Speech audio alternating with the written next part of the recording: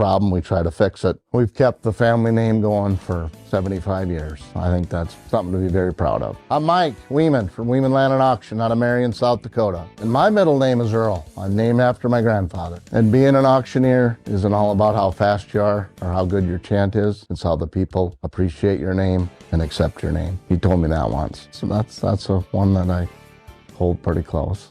He'd be proud, I think. Ag Service Partners is your trusted company for Pioneer seed, chemicals, and crop insurance. Pioneer Seeds has developed and tested products to meet your challenges in the field. Ag Service Partners also has you covered when the white rain comes or anything else you may need with crop insurance. Tested and tried chemicals right here in the area to provide the best yield for your field.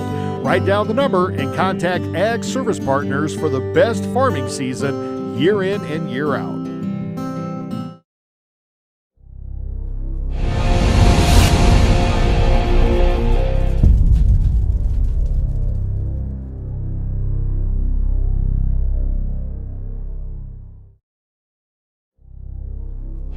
For over 80 years, Sioux Corporation has been designing and manufacturing industrial pressure washers, steam cleaners, water heaters, water chilling systems, and steam generators to serve the needs of their customers.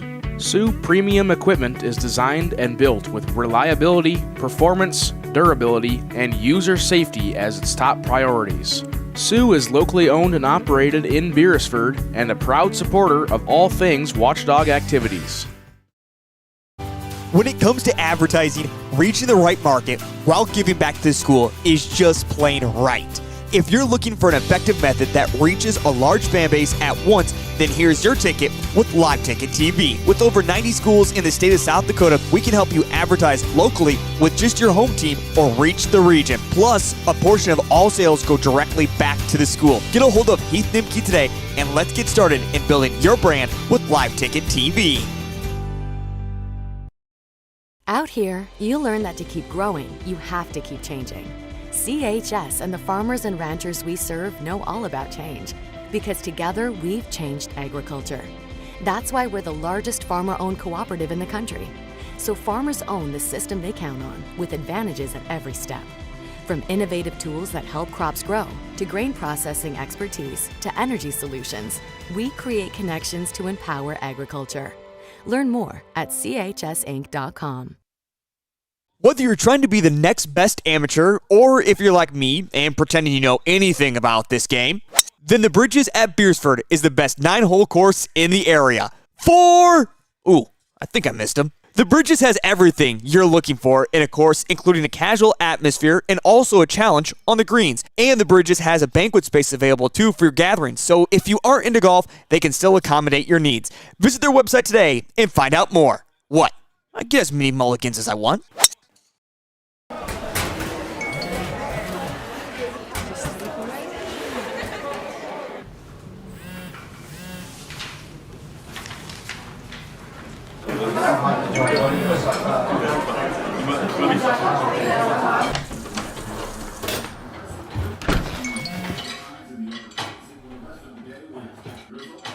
When the world feels big, a small note can mean everything.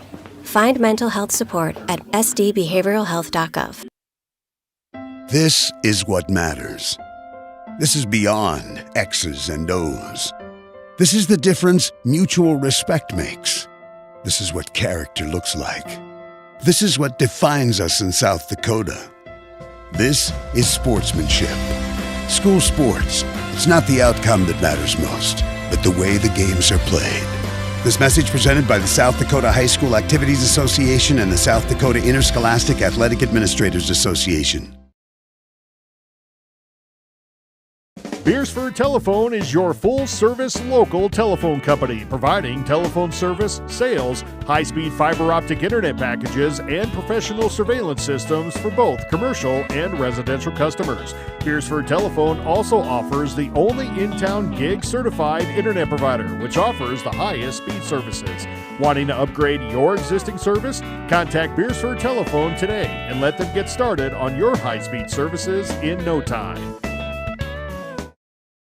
Starting the first bank in South Dakota was the easy part, learning the confidence of local farmers, helping families account for their dreams, and securing the future for countless businesses took us a little longer. We owe it to the hard workers, big dreamers, and forward thinkers out there. Thank you for making South Dakota a great place to call home.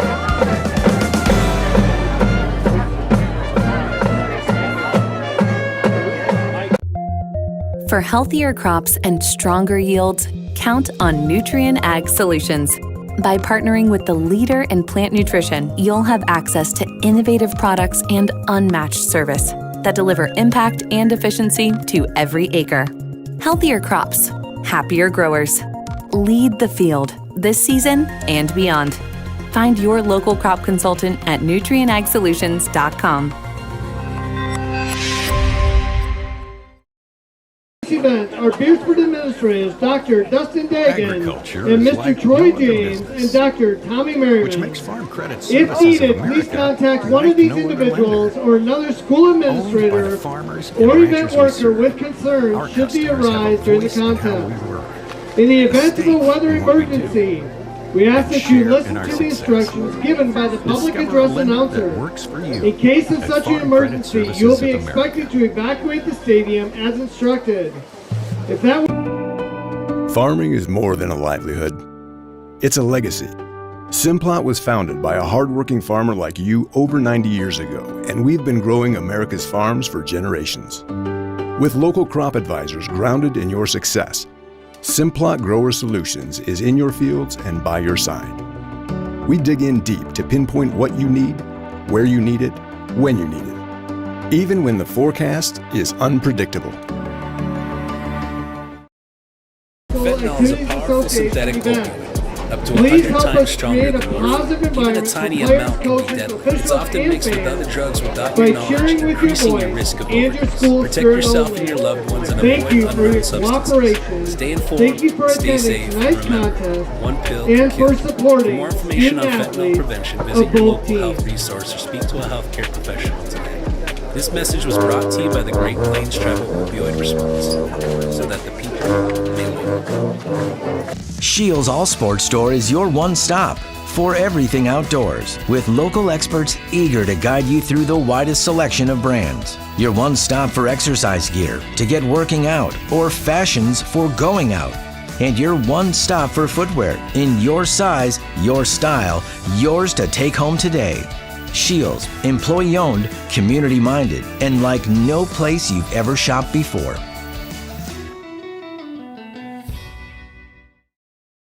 Ace is the place with the helpful hardware, folks. Ace is the only hardware retailer that carries Benjamin Moore paint at over 3,800 stores. With Benjamin Moore's premium quality, you can be confident you're getting the best.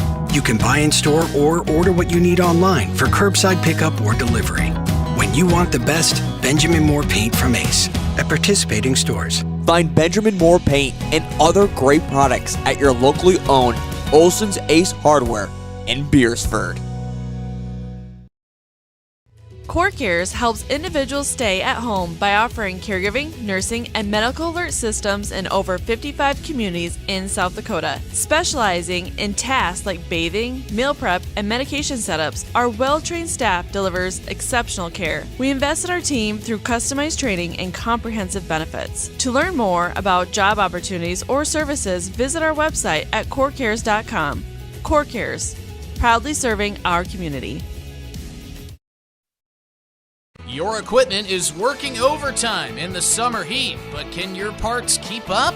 At Grossenberg, we're rolling out our August filter sale so you can stock up and keep your machines running smooth.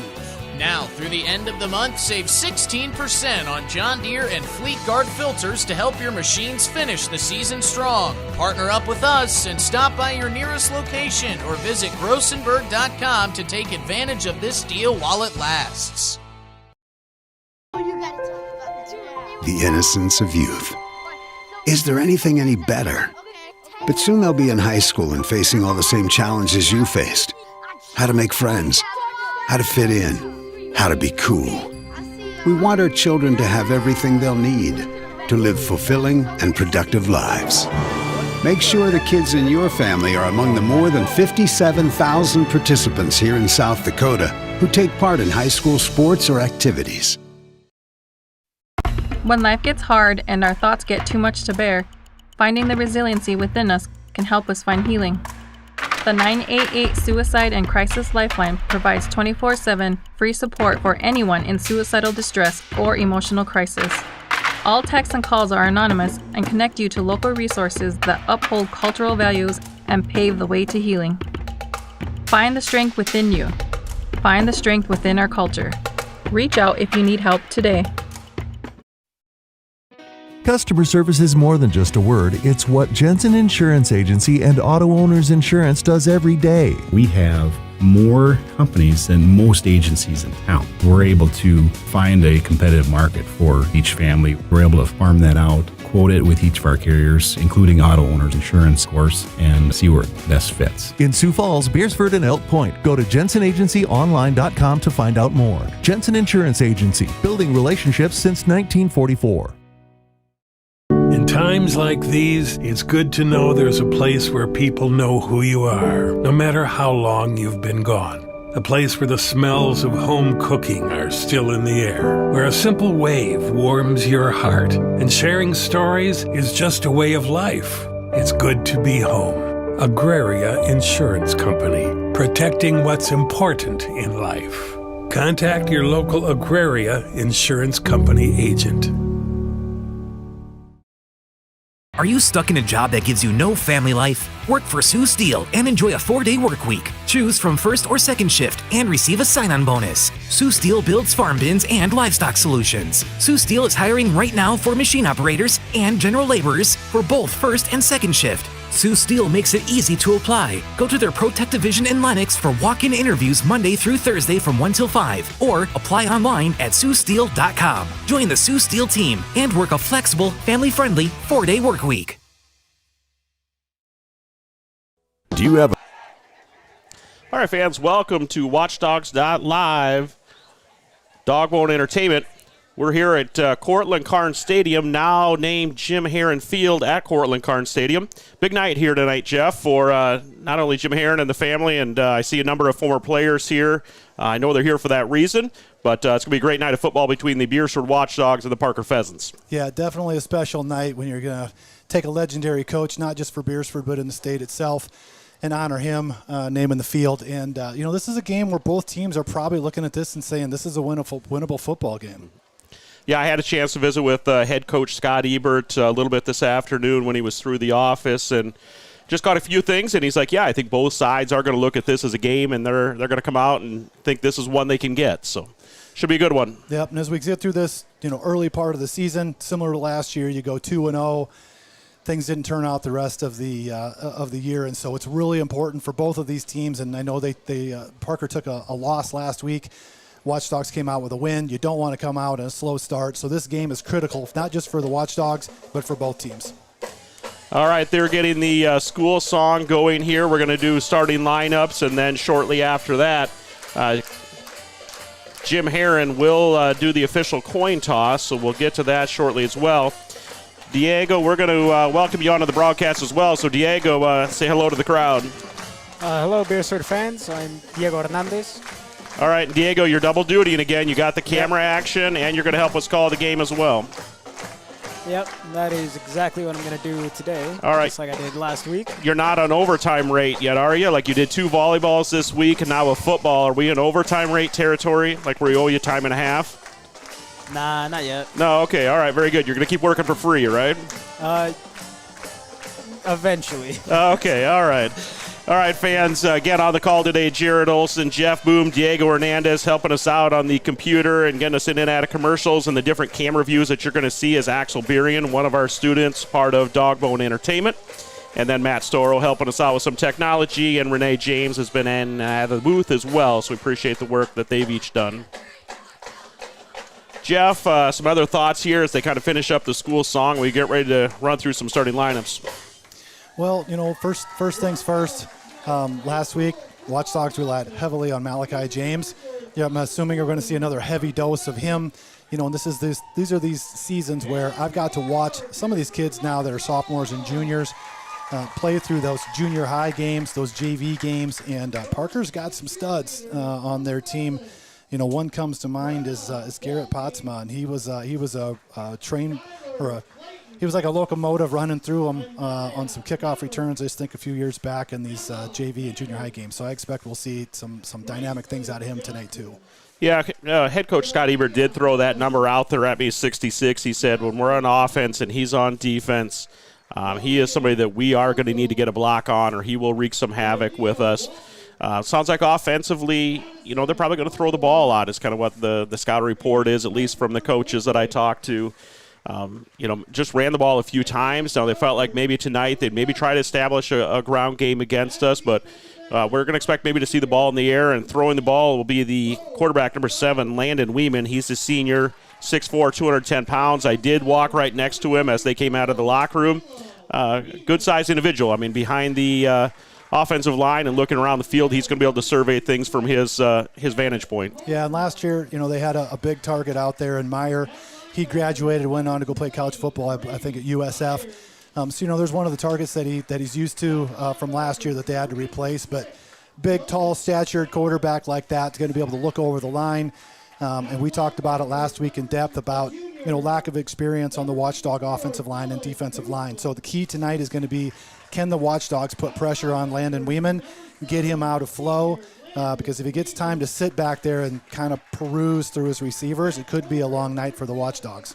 All right, I'm going to run through the starting lineup for the Pheasants as they're reading them off here. We're going to see number 3, Tanner Peterson. Number 4, Gavin Flannery. Quarterback, we referenced number 7, Landon Weeman.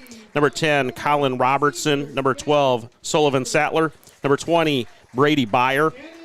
Change from the program. If you're following along at home and you have the roster pulled up on Bound, change on the program. Had a bloody jersey before the game got started. Number 41, Bo Stone Jr. is going to be number 28 tonight. So number 28 is Bo Stone Jr. Number 54, Dylan Boozman. Number 56, Jonas Sattler. Number 66, Garrett Postma that we talked about earlier. And number 74, Caleb Weeman. So that'll be the starting lineup for the Parker Pheasants. Going to get the Beresford starting lineup taken care of here. Number 1, Ian Henderson. Number 2, Ashton Oberly. Number 3, Hayden Schilling. Number 8, Elias Perez. Number 11, Malachi James. Number 13, Peyton Hoffman. Number 52, Caden Shirk. We're going to see a fresh look here. Number 55, Luke James coming off of an injury. Number 65, Kason Voss. Number 74, Cameron Molinix. And number 77, Cooper Joseph. Coach was excited to get a look and get Luke James, sophomore, 6'3", 215 pounds, get him back in the lineup, and just is not going to be super fresh or game ready, but he said we're going to put him out there and just see what happens. So. Sometimes you just got to let the adrenaline flow and the flow of the game just kind of comes to a lot of these athletes, and so you can miss some time, but a lot of times it's like riding a horse. You get back in there, and once you take a few hits, things start to kind of settle down. Your adrenaline starts to get into a mode where you're working with it, and you get a little less emotional. So to me, I'm like, throw kids out there. If you're physically ready to go, you go. All right, Jeff, what I think we're going to do here is they're going to do our starting lineup. They're going to do a few other announcements. We're going to go to maybe 1 or 2 quick commercials, and we will be back, fans, for the coin toss and the little script read about Jim Herren. So, Axel, 1 quick commercial. We'll be right back. A pest problem? Got bats, ants, termites? Family owned and operated, Olson's Pest Technicians have had over 50 years experience taking care of pest problems in places across South Dakota, Nebraska, and Iowa. Utilizing brilliant methods such as Centricon bait stations for termites and Vicane treatment for bed bugs. There's no pest too tough for Olson's Pest Technicians. If you have pest problems, call 800-KILL-BUGS. Honesty. We try to be honest about everything, and if there's a problem, we try to fix it. We've kept the family name going for 75 years. I think that's something to be very proud of. I'm Mike Weeman from Weeman Land and Auction out of Marion, South Dakota. And my middle name is Earl. I'm named after my grandfather. And being an auctioneer isn't all about how fast you are or how good your chant is. It's how the people appreciate your name and accept your name. He told me that once. So that's one that I hold pretty close. He'd be proud, I think. Ag Service Partners is your trusted company for Pioneer seed, chemicals, and crop insurance. Pioneer Seeds has developed and tested products to meet your challenges in the field. Ag Service Partners also has you covered when the white rain comes or anything else you may need with crop insurance. Tested and tried chemicals right here in the area to provide the best yield for your field. Write down the number and contact Ag Service Partners for the best farming season year in and year out.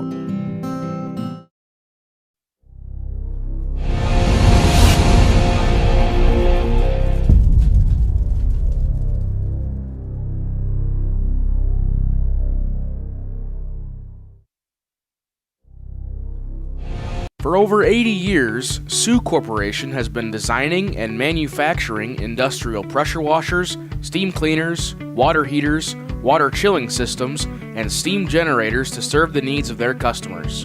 Sioux Premium Equipment is designed and built with reliability, performance, durability, and user safety as its top priorities. Sioux is locally owned and operated in Beresford and a proud supporter of all things Watchdog activities.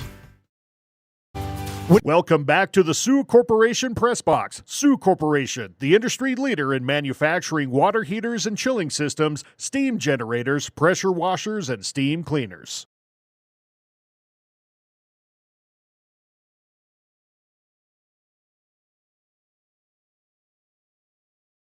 Welcome back to the Sioux Corporation Press Box. Sioux Corporation, the industry leader in manufacturing water heaters and chilling systems, steam generators, pressure washers, and steam cleaners.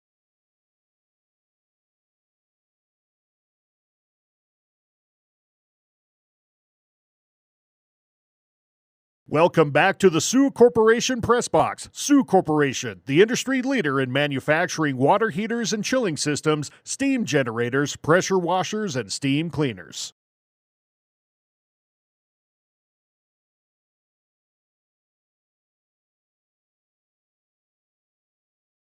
Welcome back to the Sioux Corporation Press Box. Sioux Corporation, the industry leader in manufacturing water heaters. All right, fans, welcome back to Jim Herren Field at Cortland Carnes Stadium. Again, 11B football, Big East Conference football. Beresford Watchdogs hosting the Parker Pheasants. Taking the field at the moment is the legend, the man the field will be named after forever and ever, Coach Jim Herren. He'll be out there with Doug Allardyne's representing First Dakota Bank as they've sponsored the new scoreboard on the right side of the field, or the south end of the field. He'll be doing the official coin toss and out there with Coach Herren. Script will be read here, Jeff. When that does start, I'll let you read what the fans here in attendance are going to hear.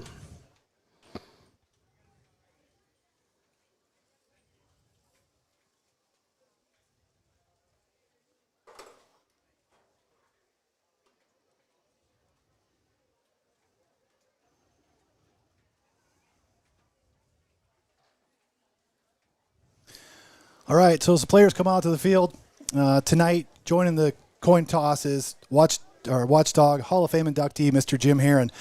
Also joining us for the coin toss is Doug Allardyne from First Dakota National Bank, and First Dakota has been a primary sponsor inside and outside of our buildings.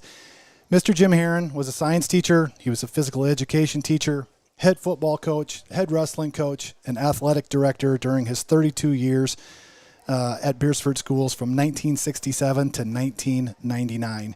He spent 32 years coaching Watchdog football, 31 years as a head coach, where his teams compiled a career record of 177 wins, 114 losses, and 2 ties. The Watchdogs qualified for state playoffs 17 times in his 20 years of playoff events.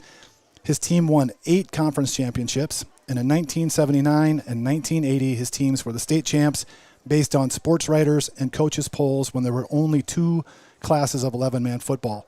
And then in 1987, the Watchdogs won the state football 11B championship down in the Dome, beating Flandreau 7-6. Coach Herren entered the South Dakota High School Athletic Coaches Association Hall of Fame in 2001. He entered the South Dakota Football Coaches Association Hall of Fame again in 2002. So ladies and gentlemen, welcome to Jim Herren Field at Cortland Carnes Stadium to honor Coach Herren's accomplishments and impact. we have named this field in his honor. To remind us to keep bleeding purple, we have placed his name atop of the scoreboard. Congratulations to Coach Herren, and thank you, First Dakota National Bank, for your continued support and sponsorship of Watchdog Nation. All right, they're reading the script here, Jeff. I'm going to just ask you to ad-lib a little bit. When I came to Beresford in the fall of 2000 to student teach, Coach Herren had already retired. The legend lived on in the workroom and amongst the staff. But maybe just let you to freelance here and ad-lib a little bit as a former player of Coach Herren's. Yeah, and it was fun tonight, standing out we're at the entrance and talking with some of the alumni that had been there, 8 years before me, 15 years before me, guys that had played even after me. And, it's coaching styles were a little different in the 60s, 70s, 80s, and even in the 90s. And, water was more of a privilege than a requirement as it is today. And Jim was one of those old school coaches where, you earned it. But you earned everything with him. And it came through dedication, hard work. He loved hitters. He loved grinders. And he rewarded them with playing time. And so I'm just super proud that we finally, named this football field after him. I'm super happy that I got a chance to play with him in my 4 years. And, for the whole Herren family, congratulations. An honor that's well overdue. And I'm just happy tonight I'm here to get to witness it as well. Yeah, no, good opportunity. I saw a lot of family here. They were down under the scoreboard taking some pictures before the game. And, Coach Herren, as he agreed to show up, that was one of the big things Superintendent Degan had to do was just get him to actually show up. And he just didn't want the spotlight to be about him today, but he graciously did agree, let's do this. And, to have Cortland Carnes sitting down here in first row and the Cortland Carnes flag flying out there by the American flag, and now to have it Jim Herren Field at Cortland Carnes Stadium forever and ever is a pretty special opportunity. There's something he said that'll always stick with me after the championship at 1987. Down on the field, the reporters came to him and they said, hey, you won this. And one of the first things that came out of his mouth was, this is about the kids. Yeah. It wasn't about him. It was about the kids. But if you go talk to people that played in that system, maybe not every player, he was hard, he was demanding, but a majority of the players respected it and responded well to it. And so, he's one of those, he earned some state championships, and it came through the kids, and the program just kind of stayed the same for years and years and years. And it was like, you can stop it, I'll quit running that play. But until then, I'll just keep running it. Oh, good kickoff there from the Watchdogs. Did go out of bounds at the 6-yard line, so just barely snuck out. Would have been a great kick down in the corner and pin Parker back in deep. But they will bring it out to, I believe it's the 35. Yeah, you got to have a little patience to sit and watch that ball skid and roll around there before it goes out of bounds, because if it doesn't quite squeak out of bounds, you got a tiger by the tail, because you've got 11 Watchdogs screaming down your neck, and you're going to have to hop on that football. But well played, let it roll out of bounds, and now it's going to give the Pheasants a really nice field position here on the 35. All right, I was a little confused. They put it on the 16. I thought, okay, is it 15 from the spot where it went out? I'm like, pretty sure it was the 35. Then they moved it to the 25. And then the officials started looking around at each other, and they've now placed it at the 35, which is where I thought it would go. So one receiver right, Weeman in the gun. Flanked off his left side is Flannery. Hands off to Flannery, working off the right side. He's got a block over there by number 66. Postma. Runner does not really get much of a gain. In on the tackle there is number 30. That's Dexton Miller. And who was the second one there, Jeff? I didn't catch the number on it. I was just really looking at the set. They're running basically a four-man front, 2 inside linebackers behind those 4 defensive linemen, and then 2 outside linebackers. A real traditional type of set where you've kind of got not necessarily 8 in the box, but you got 8 close to the line of scrimmage, a deep safety, and then your corners out here covering the receiver. So it looks like they're willing to kind of pack the box that first one, and now they're dropping Oberly back as more of in a safety position. Okay, ball is loose. It's on the field. Still bouncing around. Picked up. That is grabbed by number 3 for the Watchdogs, Hayden Schilling, the senior transfer from Sioux Falls, Washington. Ball got free.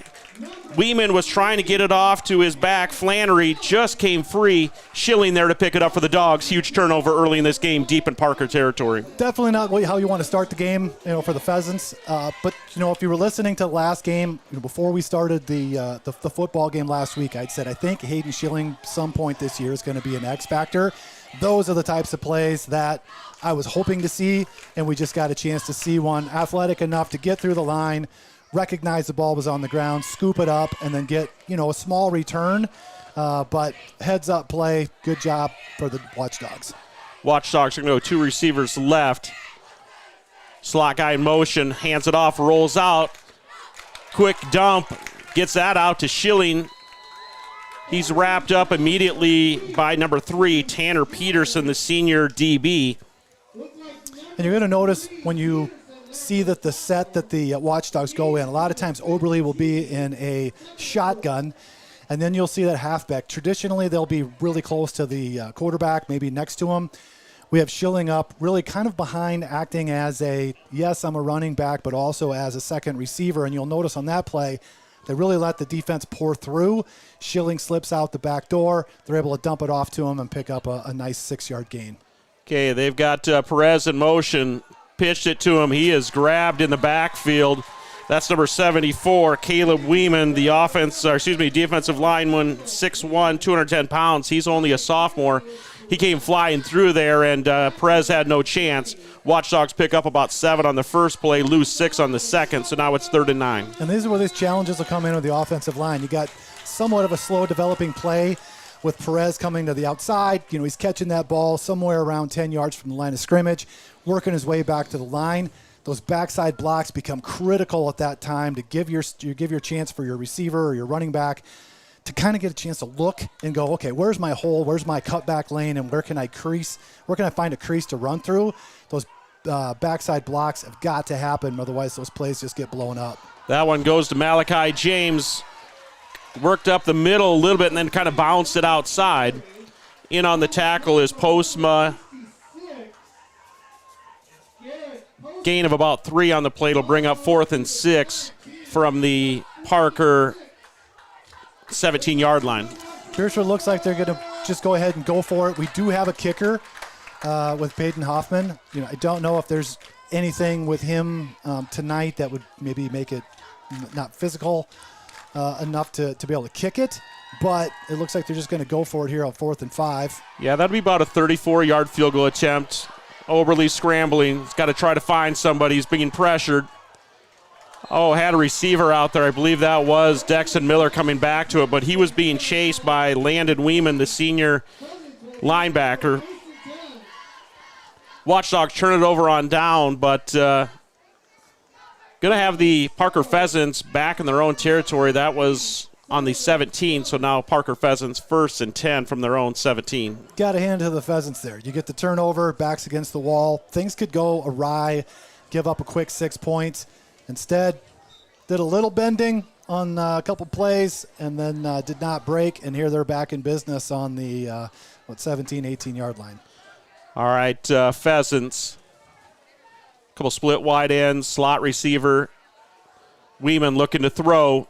Slings it out there, hit immediately as soon as he caught it. That's Ian Henderson on the coverage. Going to have a holding call. I think I saw it. Basically, there was a mauling, a tackling that happened there on the interior part of it. Case and Voss basically got held by both shoulder pads and thrown to the ground. And so it was pretty obvious call, especially from up here when I can see it. You're gonna end up with a flag on the field here. Yeah, Watchdogs will accept that penalty. The intended receiver there was number 12, Sullivan Sattler, the sophomore, 6'2", 170 pounds. So it's showing second. Now they flipped it first. Should be 1st and 20, 1st and 19. Running back in motion or swinging around the left side. Big gain there for the Pheasants. Going to pick up about, let's call it 17. Running that, I believe it was number 10, Colin Robertson, the senior wide receiver. We saw some of this last week. Watchdogs getting out to the outer boundary and then taking some not so perfect angles. it drives some of the coaches crazy. When you're on that outside, you're on an island, you really have to force that running back or whoever's carrying the ball back to the inside. You cannot let him get to the outside. It just gobbles up big chunks of yardage. Okay, fake the handoff. Weeman's going to run it on the short side of the field. That's his left. He's brought down by Perez, but not before he can pick up a first down and a bunch more yards. They're going to be near midfield. Be 1st and 10, Parker Pheasants at their own 43. A lot of space over there on the narrow side of the field. Yeah, great call by Coach Hybertson. It looked like the defense really fell for the play fake. Weeman had a wide open lane on the outside there, so love the play call. So far, so good in this drive.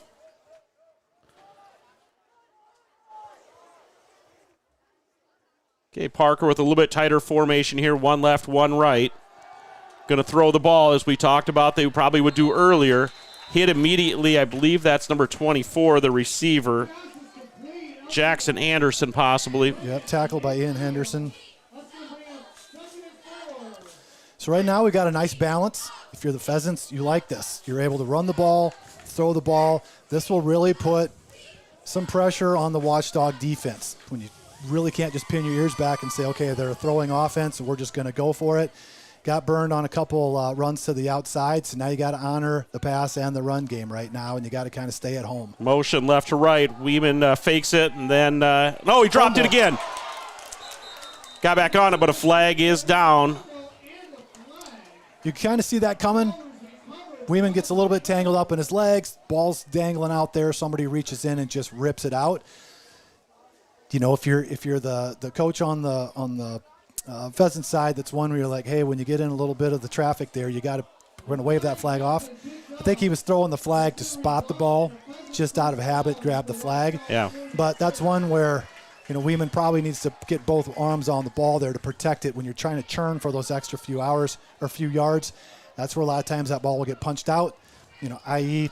Adrian Peterson, one a legendary running back in the NFL, but also known as a fumbler. Those extra few yards really opens up that opportunity for someone to punch that ball or claw it out of your hands. Pheasants now 1st and 10, Watchdog territory. Weeman does survey the field. He looks left. He finds his relief out to the right side. That is number 4, Gavin Flannery, the senior. That was his little outlet in relief. He got by a tackler and went an extra few yards. So now Parker really in good shape. 1st and 10 on the Watchdog 32-yard line. And once again, the angle wasn't great, coming in there from Dexton. But then on the same token, great stiff arm and, really put his hand right in his face, shut off that tackle, and got himself another 10 yards afterwards. Okay, Pheasants loading up on the near side. That's number 3 in motion. He fumbles the ball and picks it up in air. He's doing the B button multiple times. And that is Tanner Peterson, the senior wide receiver in motion, took that handoff, bobbled it a few times, spun about 3 times, eventually tackled after a gain of, we're going to call that a gain of 6. It's a short 4 left here on 2nd down. You couldn't ask for it to really work out any better. If you're going to bobble the ball, 2 defenders basically run out thinking that the ball's going to end up on the ground. Instead, he pulls it back in, and now he just left 2 guys in the dust. So sometimes the breaks just happen to fall in your way. Weeman this time is going to hand off to number 4, Flannery. He's stacked up there, a gain of a couple. Kind of looking at the bottom of that pile, I see 65, Case and Voss, and I also saw Schilling come out of there. Watchdogs going to bring in a fresh defender on the line, number 52, Caden Shirk. Cameron Molinex, also an interior lineman, and I see Tate Lyle kind of lined up there. 3rd and a short 2. Parker still looking in that gun formation. We'll see if Weeman hands it off or he takes it himself. He's just going to follow lead blocker. Had pressure coming there from Molinex. Back, picked it up, and Weeman goes for a first down. So clock still running, 4:40 to go here in the opening quarter. Beresford 0, Parker 0. Pheasants are now just inside of the 20-yard line of the Watchdogs, 1st and 10. Parker looks really impressive on the line right now. They're dominating that part of the game. And, typically the team that's the best in the trenches is the one that's going to come out with the victory. So somewhere along the line here, you may need to blitz the extra people, take some gambles, and see if you can. Receiver in motion. Ran out of bounds, initially hit by Oberle, ran out of bounds by Schilling, Miller, and also out there is number 13, Peyton Hoffman. And that's the direction you want the Pheasants to be running. Sideline to sideline, north and south. Looks to be pretty effective. If they get a little bored with this play calling or think, hey, we maybe have sucked them to the inside and we can now start to get to the outside, I think ultimately with Beresford's strength is probably getting to the outside. You'd be a little suspect maybe on the inside with the size advantage that Parker has right now. All right, second and 9-0. Blitz came, pressure got there. He had to throw it up quick. Coming that time was Tate Lyle. He had a great defensive effort last week. Also in the backfield was Henderson, but I believe that was Lyle coming and bringing the pressure. Weeman had to launch it up to his intended receiver, number 24, Jackson Anderson. Just had to throw it deep into the end zone. Yeah, Lyle's kind of finding this new, niche on this defense, and he plays more of a outside linebacker, but they like to send him on these pass plays. And last week we watched him get 4 sacks. He's a bit of a demon when you send him on these blitzes, and he loves that niche that he's in right now, and he's got the ability to kind of scrap and claw and get to the quarterback. Yeah, he's at a down defensive end position right now. They're running at him. Held up the defender, gave Molinix and company, Schilling, Malachi James a chance to come in there and kind of clean things up. So kind of a big 3 downs here, Jeff, so far. Watchdogs stuff them. Pass that went incomplete. Now a run that went for about a half a yard. It's 4th and 9. Yeah, just when we're talking about how impressive this drive is from Parker, now it's starting to stall a little bit. And so it would seem to be a passing down. I would be surprised if they don't. But we've also seen this, time and time in this drive. It's a little unpredictable, and they've been able to kind of slash their way through the inside. So I wouldn't even be surprised to see a quarterback draw. Little pressure. They made him throw it, and he got it slid in there. That's in the gap, so that's a 19-yard touchdown pass. Weeman to, I believe that went to Peterson. Is that Tanner Peterson? Yeah, Tanner Peterson, number 3, the senior wide receiver. Watchdogs had the pressure coming. They were about half a second too late, and Tanner Peterson just slid in there, caught the ball, and between 2 defenders, gets in the end zone. So Parker 6, Watchdogs 0. Extra point attempt here is coming from number 4, Gavin Flannery. Kick is up and good, so with 3:12 left to go in the opening quarter, it's Parker 7, Watchdogs 0. Diego, if you can hear us, why don't you put the camera on that scoreboard so the fans at home can see the new Jim Herren scoreboard. Again, big thanks to First Dakota National Bank, Doug Allardines, and the rest of the team out at First Dakota and the First Dakota Corporate Company for helping us make this investment in our field here at Jim Herren Field at Cortland Karn Stadium. All right, fans, Axel's going to take us to a quick commercial break. We'll be right back after 1.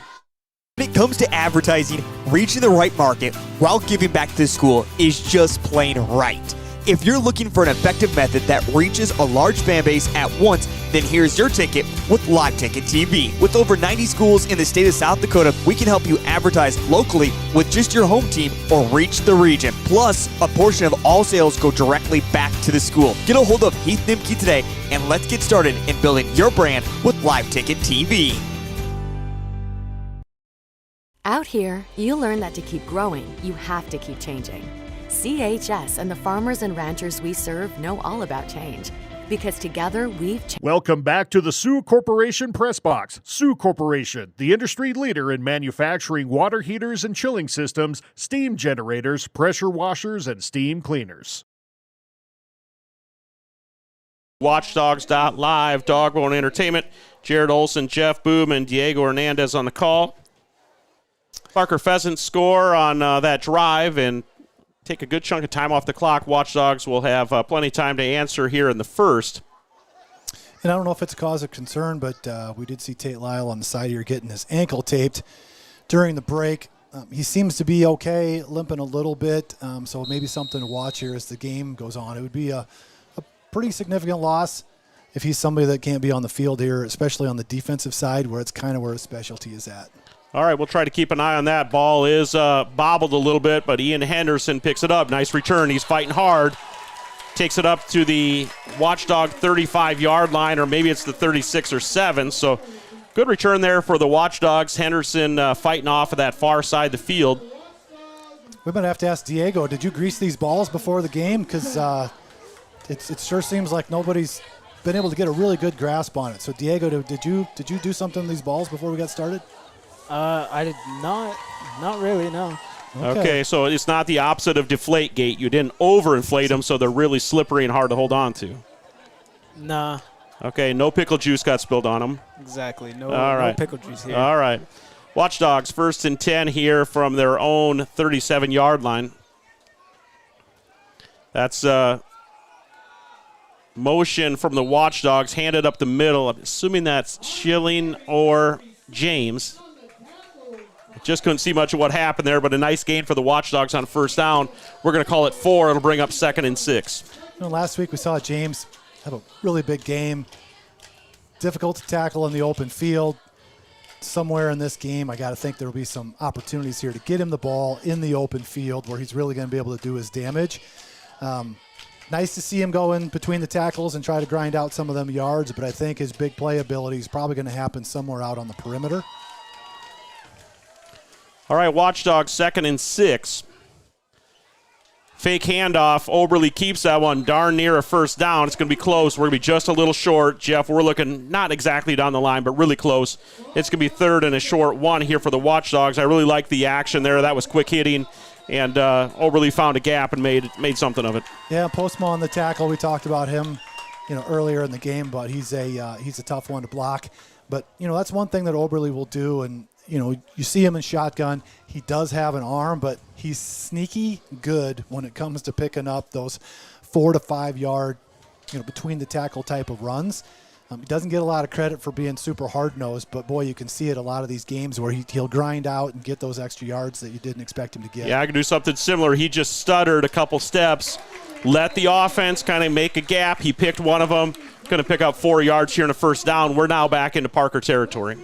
And he just keeps his feet moving. I mean, you get in the middle of a pile, you got 3 or 4 guys, and a lot of times it's just sheer effort. And only at 170, 180 pounds, he just keeps the feet churning, and usually that turns into 2 or 3 more yards. And like I said, he just quietly kind of has those types of games that you don't see a big stat number, but it's those little plays from time to time that he gets you that 1st down, or he's able to take that 3rd and short and just hang on to the ball himself and just take it right up the middle. And really nice surge from the offensive line there. I mean, there was not defenders blowing through. I mean, really a nice surge. He stutter-stepped a couple times, waited for the opening. The line provided it for him. He takes it for a 1st down. That's James in motion. Going to reverse roll out. Pressure is there. This is trouble.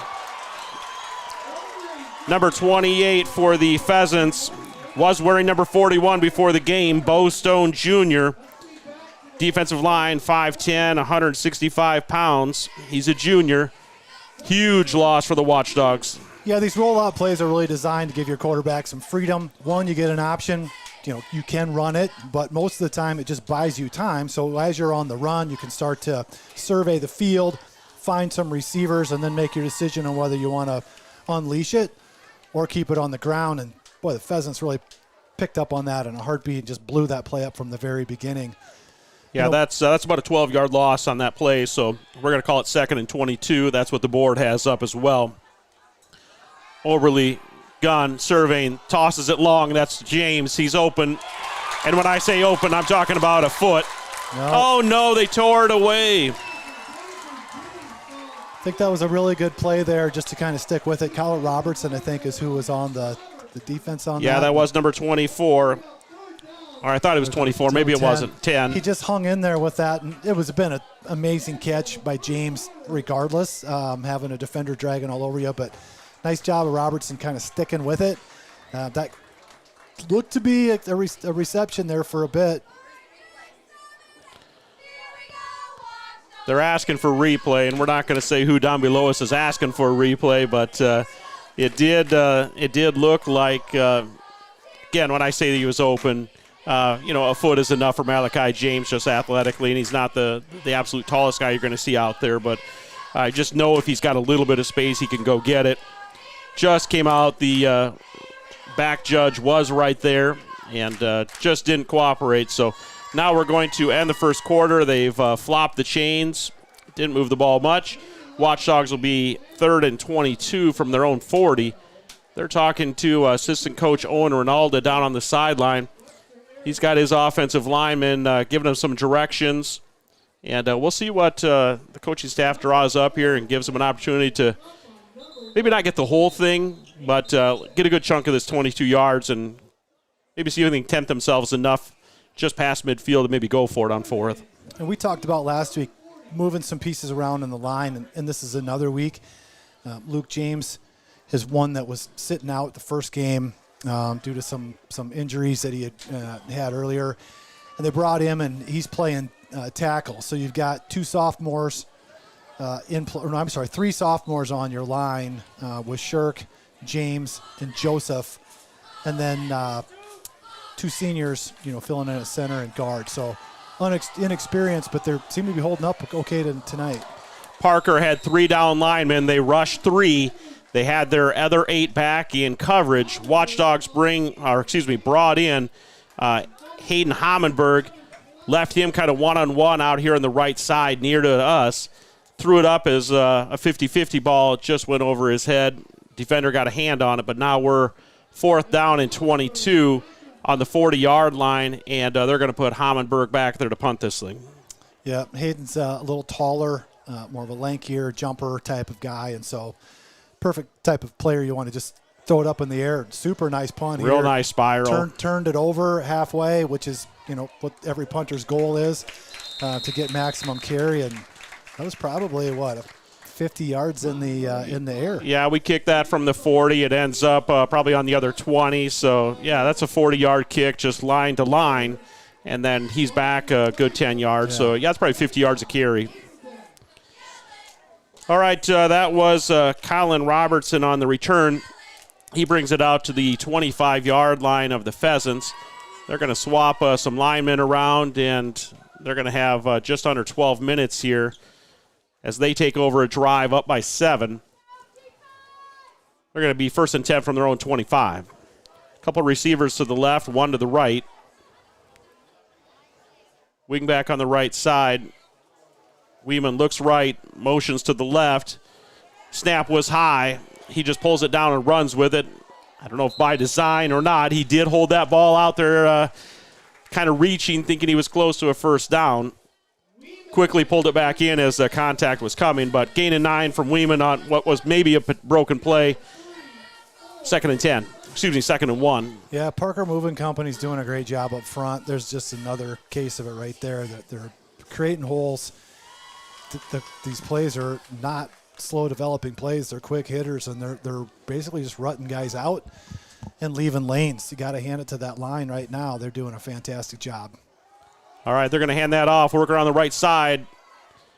Almost looked like we were going to give up contain, but Oberly is there on the left side. And that's a team tackling type of effort that you need. You've got guys that are in pursuit. All you need to do is basically slow them up, turn them to the inside, use the sideline as an additional tackler, and kind of get them to stop, freeze, work back to the inside, let the pursue guys catch up, and then usually there's a nice contact that comes along with that, but it also will, get a tackle either behind the line of scrimmage or along the line of scrimmage. So that's the type of efforts that we just have to continue to see. Parker started this at their own 25. Very tip of the ball is now sitting on their own 35, so just barely picked up the 10 yards. Dexon Miller is right there. Receiver was open, got burned out on the right side. Big game for Parker. That started at their 35. They're going to take it all the way down to the Watchdog, about 17-yard line. So big gain for the Parker Pheasants. Watchdogs brought the pressure. Dexon Miller was unblocked and coming at Weeman. Weeman just launched it in the air. Did you catch the receiver out there? I didn't. I missed it. But, boy, Weeman made a nice pump fake, looked hard to the left, might have pulled the safety over and left that in a one-on-one battle. And the receiver definitely won, and I missed the number and the receiver. But great catch, but the throw, you couldn't put it any better. It hit him right on the money, and it's just one of those deals. Kind of a broken coverage as in a man-to-man, and you just don't want guys to get over the top on you like that. Going to hand this one off to number 4, Flannery. Decent little gain here on first down. It's going to be near the sticks.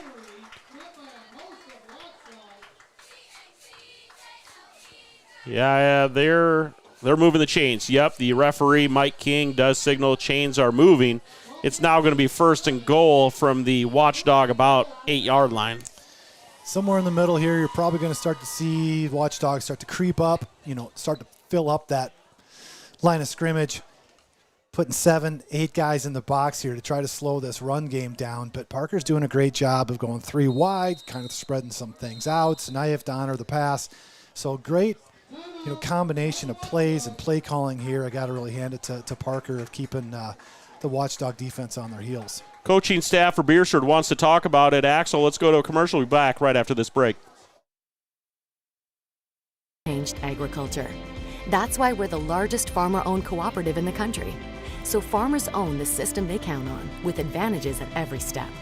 From innovative tools that help crops grow, to grain processing expertise, to energy solutions, we create connections to empower agriculture. Learn more at chsinc.com. Whether you're trying to be the next best amateur or if Sioux Corporation, the industry leader in manufacturing water heaters and chilling systems, steam generators, pressure washers, and steam cleaners. All right, fans, welcome back. Watchdogs.live, Dogbone Entertainment. We're here at Jim Herren Field, Cortland Carnes Stadium. Pheasants with a big hit there. Took it down into a Watchdog territory. Another first down. Now they're first and goal. Ball looks as if it's about the 7-yard line. So first and goal from the 7. See, Watchdogs are bringing in a little more beef on the line here with Connor Newmeyer in the middle. It's 280-pound interior defensive lineman to try to slow this Pheasant offense down, and you got to hand it to Parker. This isn't flash and flare. It's very methodical and very determined, more than anything else. They run with determination, and right now that offensive line is winning in the trenches and found pay dirt again. Yeah, that is Weeman with just a direct snap. Went off the right guard tackle area, had an opening, and at his size, again, listed here as senior, 6'4", 210 pounds. He gets a 5, 6, 7-yard running start. Not a lot of defenders going to slow him down with an open space, and he takes it in to score. Extra point attempt is up and good. So now with 8:48 to go on the clock, it's Pheasants 14, Watchdogs 0.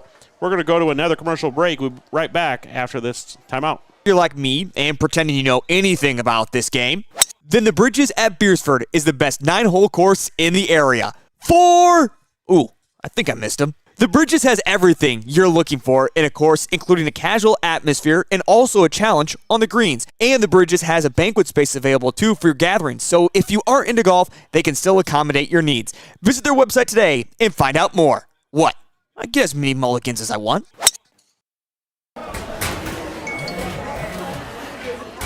Welcome back to the Sioux Corporation Press Box. Sioux Corporation, the industry leader in manufacturing water heaters and chilling systems, steam generators, pressure washers, and steam cleaners. All right, fans, welcome back. Watchdogs.live, Dogbone Entertainment. Diego's moved the camera up to the American flag. It is at half staff today, ordered by Governor Roden in memory of Richard Vasgard, a legislator, kind of a, I don't want to say a Beresford native, but a lot of Beresford people knew Richard Vasgard. I didn't personally know him, but we're going to have a lot of fans listening from the Parker area as well that will be up in that neighborhood that he represented. And just an unfortunate farming accident that took Richard Vasgard's life. But the tributes that kind of were out that I saw online and the people that I know that know him, kind of the talk around the hallway or through the office was what a great guy. And it's unfortunate, and we're kind of thinking of the Vasgard family over these days here. On a lighter note, I saw a really nice moment here as Jim Herren was kind of coming back to join his family. Cortland Carnes, named at, the stadium's named after him, sitting down here in the front row. He was able to stop, and you saw those two kind of give each other one of those, embraces from two people that have worked together for a really long time, and obviously a legendary faculty here, and in the form of a superintendent, and someone was on the staff as an AD and a coach and all that, and just to see two people reunite that probably don't see each other very often is pretty cool. Yeah, no, great opportunity there. Parker did, I don't want to say get greedy, but they were going to make sure that the Watchdogs were paying attention here. They went with a little bit of an onside kick. Schilling was all over it. Watchdogs 1st and 10 now, near midfield. Going to put the ball in Dexton Miller's hands, nowhere to go. Wrapped up by the Parker Pheasants interior. Their jerseys are kind of crunching up a little bit. I believe that's number 54. Boozman, I believe, on the tackle. Well, it'll tell you about how the confidence level of the coaching staff when you see them try a trick onside kick. Normally, if you're like, hey, boy, we're really having a tough time with this offense, you're less likely to do that. So right now, I'd say the coaching staff is feeling pretty confident with what they're seeing on here. So this is really one of those drives where you really have to see the Watchdogs respond, whether it turns into points, but at least start to get some of that momentum back here before the halftime. Watchdogs are going to get Malachi James his hand, see if he can do something in open space. Pheasants were having none of it. Just try to get a number for you out there defensively, but the front of their jerseys just crunch up a little bit. It's on the far side of the field. They're just really having trouble getting a number out there, but loss of 2 on the play brings up a 3rd and 12 for the Watchdogs. Yeah, and when you can force an offense into throwing the ball, it really takes away a lot of the fear of holding a gap on the defensive line. You can kind of pin your ears back and go, and this wouldn't surprise me here if we see Postma really bring the heat here on the quarterback. They put Perez in motion. That was a direct snap to the running back, Dexton Miller. Gain of 2. Not going to be enough, so 4th and 10 now for the Watchdogs, where it's going to be a long 10. Watchdogs send a couple guys to the side. They're going to put Hayden Hammenberg back in punting formation. He gets another 40, 50 yards in the air here. He's going to put it back maybe around the 10 or 15. Defensive back for Parker, I believe that's number 10, Robertson. He's standing on their 21. High fly ball. He is right at the 21. Miller almost got him. Couldn't quite do it.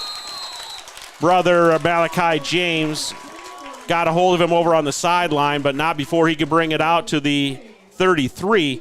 Going to get a flag down. I don't know if we're going to see some taunting or exactly what happened there.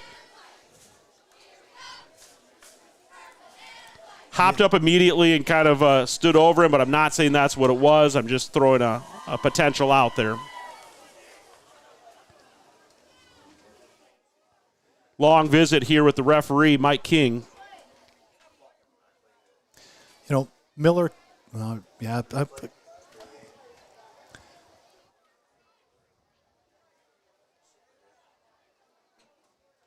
don't want to speculate. The flag was thrown somewhere around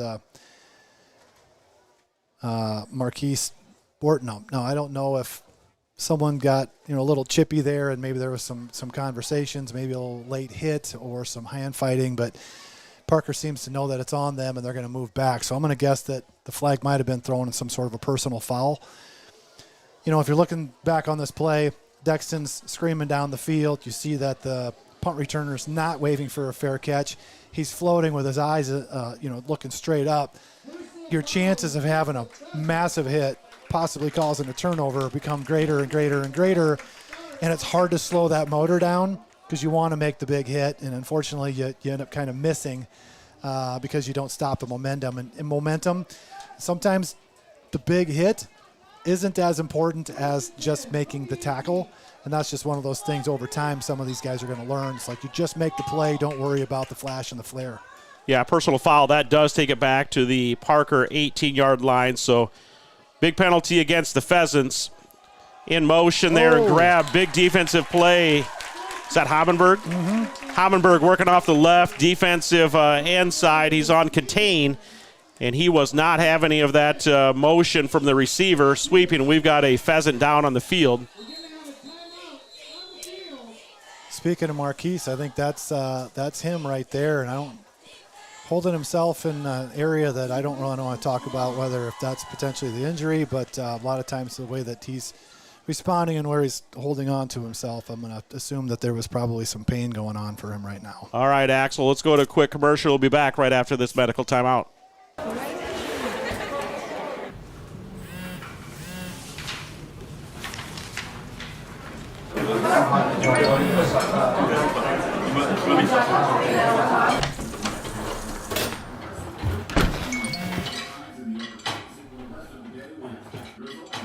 When the world feels big, a small note can mean everything.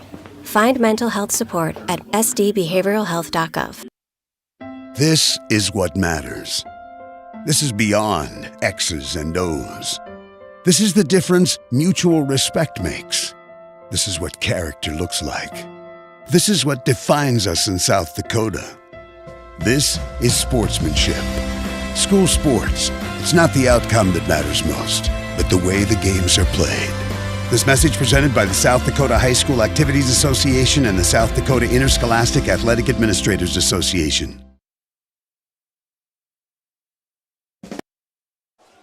All right, fans, welcome back to Watchdogs.live. Dogborn Entertainment, Jared Olson, Jeff Boom, Diego Hernandez, Axel Berian, and Matt Storo bringing you the coverage here today.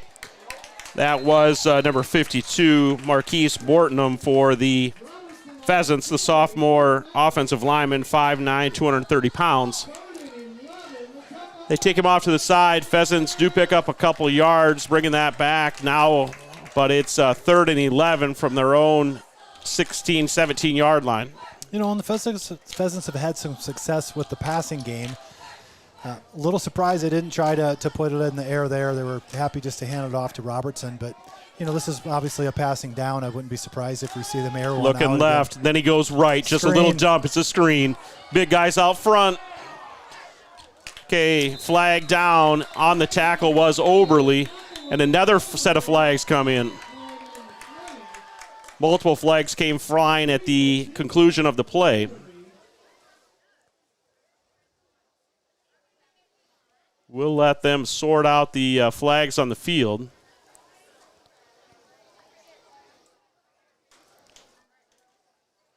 Did it look like it came in after the play was finished? Well, the first flag came in as the screenplay was developing, and the three blockers were out front. They got back near the line of scrimmage, and that initial flag came, and it is currently sitting behind the line of scrimmage. Not that means anything. Well, they're walking it backwards. Yeah, then after the tackle, the second set of flags came in. Now they're bringing it back up. Blocking the back against Parker. Dead ball, personal foul against the Watchdogs. So they're going to replaying 3rd down here. Is that what we're doing? They're going to get a gain. The difference here, we're going 5 yards or ish. Okay, we're going to call it 3rd and a long 5. Yep. Well, you know, sometimes the emotions can get a little high. You are down, you know, by a couple scores. It's just unfortunate you couldn't keep your posture or your composure on some of those, and it turns into a flag, and those are costly. Head coach Scott Hybertson and the Pheasants want a timeout. Axel, let's do another commercial. Beresford Telephone is your full-service local telephone company, providing telephone service, sales, high-speed fiber optic internet packages, and professional surveillance systems for both commercial and residential customers. Beresford Telephone also offers the only in-town gig-certified internet provider, which offers the highest speed services. Wanting to upgrade your existing service? Contact Beresford Telephone today and let them get started on your high-speed services in no time. Starting the first bank in South Dakota was the easy part, earning the confidence of local farmers, helping families account for their dreams, and securing the future for countless businesses took us a little longer. We owe it to the hard workers, big dreamers, and forward thinkers out there. Thank you for making South Dakota a great place to call home. All right, fans, welcome back to Watchdogs.live. Dogborn Entertainment, 3rd and 5. Pheasants look to throw it. They did not anticipate that roaming in the middle of the field there would be number 3, Hayden Schilling. He knocks that ball down. Now it's 4th and 5 with 5:11 to go on the clock here in the second. Pheasants are back in punt formation. See if I can get just a little bit of a number. Looks like 74. That is Caleb Weeman, the sophomore offense and defensive lineman, 6'1", 210 pounds. You don't see that in a punter that often. You do not see the O-line, D-line. Walking some high-top cleats, and they're like, here's the guy that's going to put the ball on his foot and bang it away. You know, I'm not really worried he's going to take off and run it for a first down either. But, you know, sometimes these linemen, I'm not going to speak from experience, but I played a little quarterback back in my day before they flipped me to the line. So just put me back there to punt the ball. You want to run a fake, probably could disguise it pretty well. You know, the Weemans do have a history of being good athletes. I'm looking down the assistant coach listing here. I see Levi Weeman. Jeff, you and I have been at enough wrestling events to witness Levi take care of his opponents on the mat. Yeah, well, I'm interested to see, and I don't. This is the first punt I think tonight that we've seen. I believe this is the first pheasant punt. Haven't got a chance to see if this is the normal set or if they're coming out with something different. And obviously, if you haven't punted yet tonight, is this the traditional set that they're punting? Hopefully, they've seen some things on film and recognize that this is the punter that they have, and we'll see what Wayman can do here. Number 10, Colin Robertson, was the long snapper. Going to bounce about the Parker 48. It's about what I expect from a lineman kicking. It's about. I mean, that's actually not bad. He didn't flip the field, but he got it out there towards midfield. 5 minutes to go on the clock here, and they're going to challenge the Watchdogs to try to get something going offensively here with 5:02 on the clock, down by 2 touchdowns. Yeah, a little end over end. I mean, it's at this point right now, Pheasants are really making the Watchdogs earn every yard that they're getting right now. So, you know, for where they're at on the field position, I don't know if there's a ton of worry. This is where the Watchdogs got 5 minutes left. You really need to put points on the board. You come in with some momentum. Going down 14-0 is not the look that you want. Going to put James in motion, fake the handoff, dump it out to the back that went into the right flats. Landry Sims. Yeah, that's Landry Sims. We saw Landry quite a bit last year, you know, defensively, and even early this year. He's just a sophomore at 5'7", 142 pounds. Look at him as a tool in the offense now, coming out of the backfield as a receiver out in the open. Yeah, you know, not big in stature, but does like contact. He's a physical player. Will come up and smack you. You know, it's not like he's going to blow a lot of people up at 145 pounds, but also showing off some athleticism there with some good hands, making somebody miss. And so another nice weapon that they have in the arsenal here as a sophomore. We know we're going to see some good things coming out of Landry in the years to come. Yeah, and that time they just used a couple of backs as lead blockers. Oberly just followed him, kind of one of Weeman's moves there, just followed his blockers up through the hole. Sims was one of those blockers, and Oberly ends up pancaking one of the defenders before they finally brought him down. 1st and 10 Watchdogs from the Pheasants 33-yard line. Oberly back in the gun, 3 receivers left now. Fake handoff, little slant, defended right there. He says no go. That's big number 54, Dylan Boozman, the junior, 6'3", 200 pounds. Great timing. He was lined up with James there, and just great timing. You're right as the ball got there. A lot of times, you know, you have that issue with, boy, I know the ball's coming here, and you want to come a little early and get your hand in there, and a lot of times one arm will wrap around the waist, the other one comes over the top, and he showed some nice discipline there, waited for the ball to get released, and really timed it up. Right when the ball got in his hands, he was able to knock it loose. Okay, Malachi in motion. Oberly sliding left. That one goes to Schilling.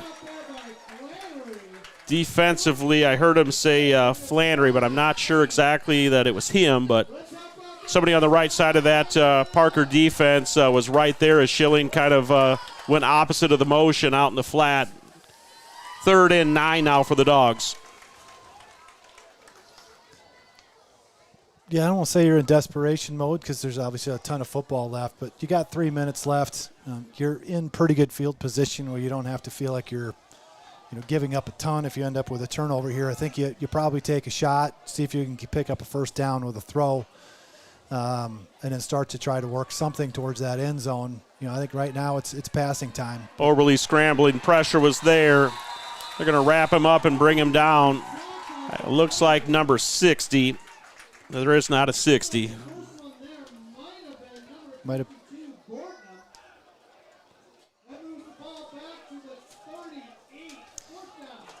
Yeah, the numbers are just almost impossible on the front for me to see them. Offense is going to stay on the field. Right now, the offensive line. We're back in punt formation here. It surprised me if we were going to go for it, but we talked about this last 2 weeks. The offensive line is inexperienced, and when you get into those kind of surefire passing downs, you're not doing your offensive line any favors at that point. And I don't even know if they have to blitz at this point. I think they're just able to kind of get home with the defensive line that they have. So there's some things they'll have to work on, maybe do some angle type of blocking and those things to disrupt that pass rush that Parker's able to put pressure right now on Oberle. Another nice punt there. Left-footed boot from Hammenberg. He pins it right against the sideline. I'm assuming the coaching staff said pin him against the sideline, and that's what they did. 11-yard line here, so now with 2:18 on the clock, Pheasants 1st and 10 from their own 11. Name of the game right here is don't turn the ball over deep in your own end zone. Give Watchdogs a golden opportunity to get some cheap points here before halftime. So I'll think they're going to keep it on the ground and try to work this clock. We'll see if Ebert and company start to call some timeouts to try to salvage some of that time and see if you still give yourself an opportunity for 6 here before halftime. Yeah, that was Ian Henderson on the tackle, loss of 3 on the play. They handed that one off to Gavin Flannery. Henderson with the tackle for loss. Brings up 2nd and 13 now for the Pheasants. 1:50 on the clock. Beresford seems to be content not calling timeouts, letting the clock run down. Maybe they'll be satisfied with just letting the clock kind of work itself down and go in at halftime and regroup. It may be one where they look and say, let's see what second down brings. Get through 1st and 2nd, high snap. Weeman keeps it himself. He's going to work off the left side. Watchdogs do run him out of bounds, so that will save a little time, but it's also given the Pheasants a first down, so maybe a moot point. Big gain, that is out to the 25. They started that at about the 8, so that's a 17-yard gain for Weeman working off the left side, direct snap.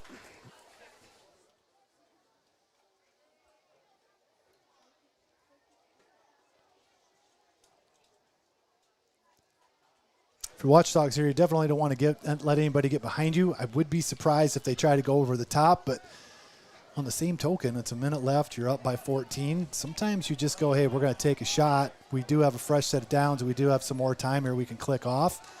Looks like that's what they're going to do. Yeah, they're going to gun it long. We got a step or 2 or 3 on the defender.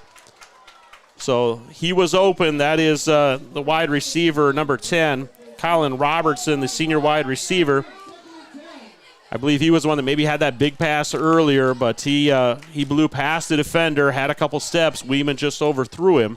Now with 53 seconds on the clock is stopped. It's 2nd and 10 for the Pheasants. And I don't blame Hybertson for trying it. I mean, I said it right before the call. I'm like, this is an opportunity where I'm probably just going to air it out. Now it's 2nd down. I can run 2 plays here, grind more time off the clock. If I end up punting it away and there's just a handful of seconds left, hey, mission accomplished. Weeman, big clap of the hands in, providing a lot of pressure for the Watchdogs. Number 65, Kaysen Voss, got a couple hands on him and slowed the running back down. No gain, going to bring up 3rd and 10. Now the clock ticking, 40, 38, 39. Yeah, and if you're Parker right here, 2 hands on the ball, no turnover, run 1 more play, and then take this thing to halftime. Yeah, it looks like we're going to go into half here. Pheasants 14. Watchdogs 0. Again, Watchdogs had a few things happen and open, just couldn't consistently get yardage. Pheasants were stopped a few times, but just a couple big plays, and then when they needed to, punched it in. Okay, Pheasants, 2 receivers left, 1 to the right. Weeman back, he's looking left, now right, big toss. James, I wanted to say Malachi, that is Micah James, the freshman cornerback over there, matching up against the Pheasants. Clock does run out, so we will go into half. Parker Pheasants 14, Watchdogs 0. Jeff, we're going to get an opportunity to get some of these homemade treats that Mrs. Renee James made for us.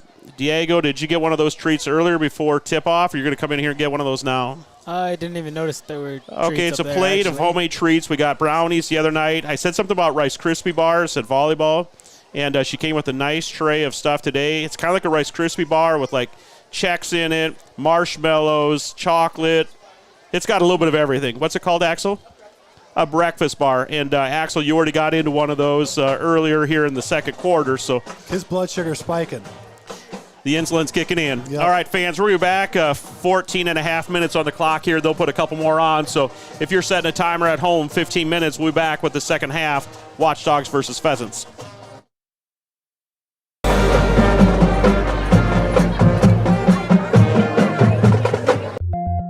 For healthier crops and stronger yields, count on Nutrien Ag Solutions.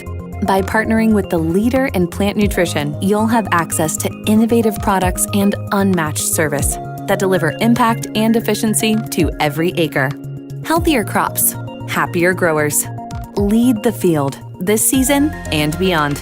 Find your local crop consultant at nutrienagsolutions.com.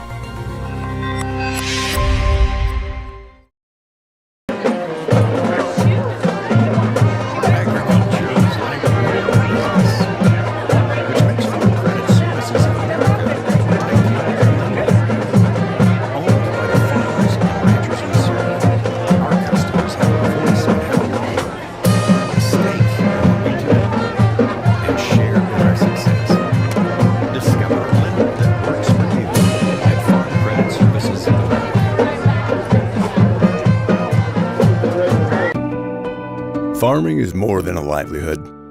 It's a legacy. Simplot was founded by a hardworking farmer like you over 90 years ago, and we've been growing America's farms for generations. With local crop advisors grounded in your success, Simplot Grower Solutions is in your fields and by your side. We dig in deep to pinpoint what you need, where you need it, when you need it, even when the forecast is unpredictable. Synthetic opioid, up to 100 times stronger than morphine. Even a tiny amount can be deadly. It's often mixed with other drugs without your knowledge, increasing your risk of overdose. Protect yourself and your loved ones and avoid unknown substances. Stay informed, stay safe, and remember, one pill can kill. For more information on fentanyl prevention, visit your local health resource or speak to a healthcare professional today. This message was brought to you by the Great Plains Tribal Opioid Response, so that the people may live. Shields All Sports Store is your one-stop for everything outdoors, with local experts eager to guide you through the widest selection of brands. Your one-stop for exercise gear to get working out or fashions for going out. And your one-stop for footwear in your size, your style, yours to take home today. Shields, employee-owned, community-minded, and like no place you've ever shopped before.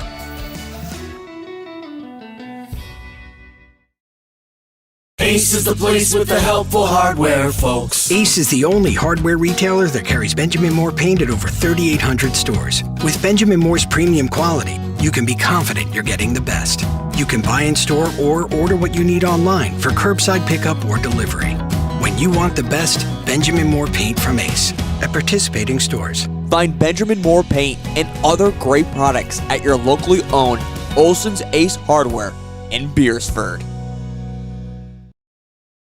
CoreCares helps individuals stay at home by offering caregiving, nursing, and medical alert systems in over 55 communities in South Dakota. Specializing in tasks like bathing, meal prep, and medication setups, our well-trained staff delivers exceptional care. We invest in our team through customized training and comprehensive benefits. To learn more about job opportunities or services, visit our website at corecares.com. CoreCares, proudly serving our community. Your equipment is working overtime in the summer heat, but can your parts keep up? At Grossenberg, we're rolling out our August filter sale so you can stock up and keep your machines running smooth.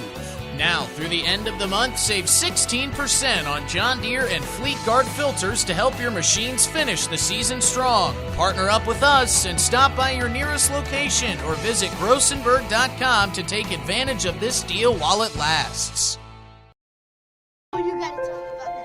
The innocence of youth. Is there anything any better? But soon they'll be in high school and facing all the same challenges you faced. How to make friends, how to fit in, how to be cool. We want our children to have everything they'll need to live fulfilling and productive lives. Make sure the kids in your family are among the more than 57,000 participants here in South Dakota who take part in high school sports or activities.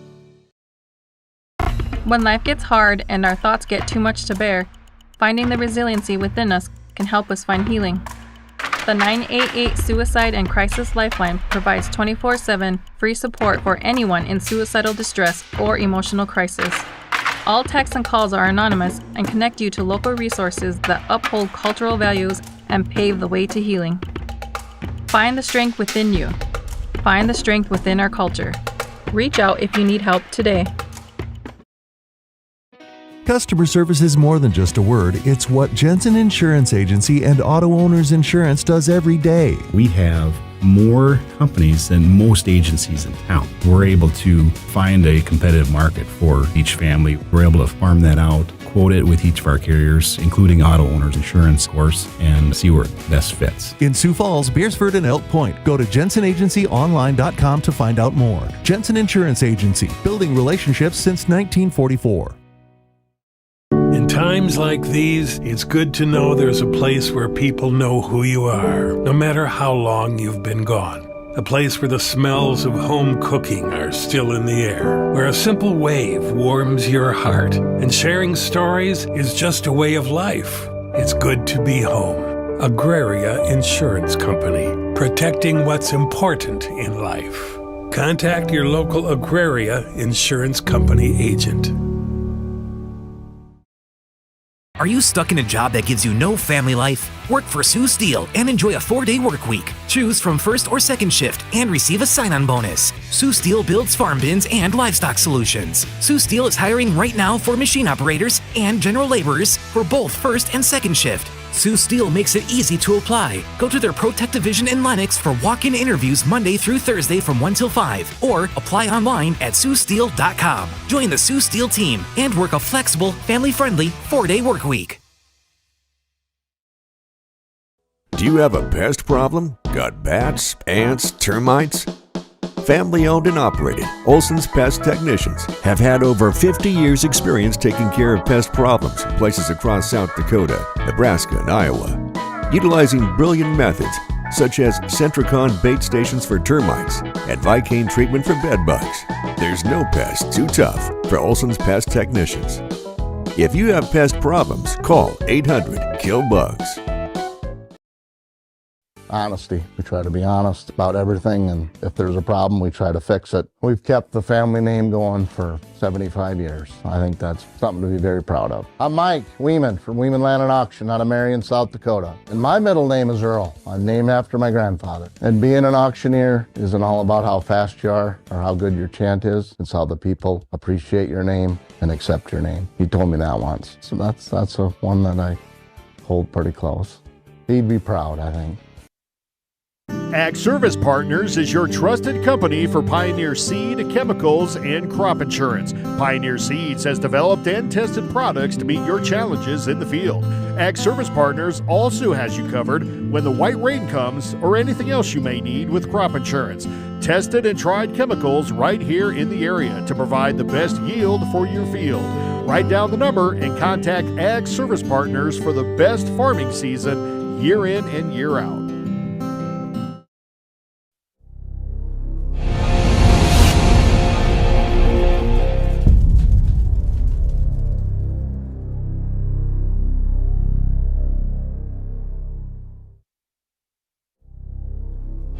For over 80 years, Sioux Corporation has been designing and manufacturing industrial pressure washers, steam cleaners, water heaters, water chilling systems, and steam generators to serve the needs of their customers. Sioux premium equipment is designed and built with reliability, performance, durability, and user safety as its top priorities. Sioux is locally owned and operated in Beresford and a proud supporter of all things Watchdog activities. When it comes to advertising, reaching the right market while giving back to the school is just plain right. If you're looking for an effective method that reaches a large fan base at once, then here's your ticket with Live Ticket TV. With over 90 schools in the state of South Dakota, we can help you advertise locally with just your home team or reach the region. Plus, a portion of all sales go directly back to the school. Get a hold of Heath Nimke today and let's get started in building your brand with Live Ticket TV. Out here, you learn that to keep growing, you have to keep changing. CHS and the farmers and ranchers we serve know all about change, because together we've changed agriculture. That's why we're the largest farmer-owned cooperative in the country.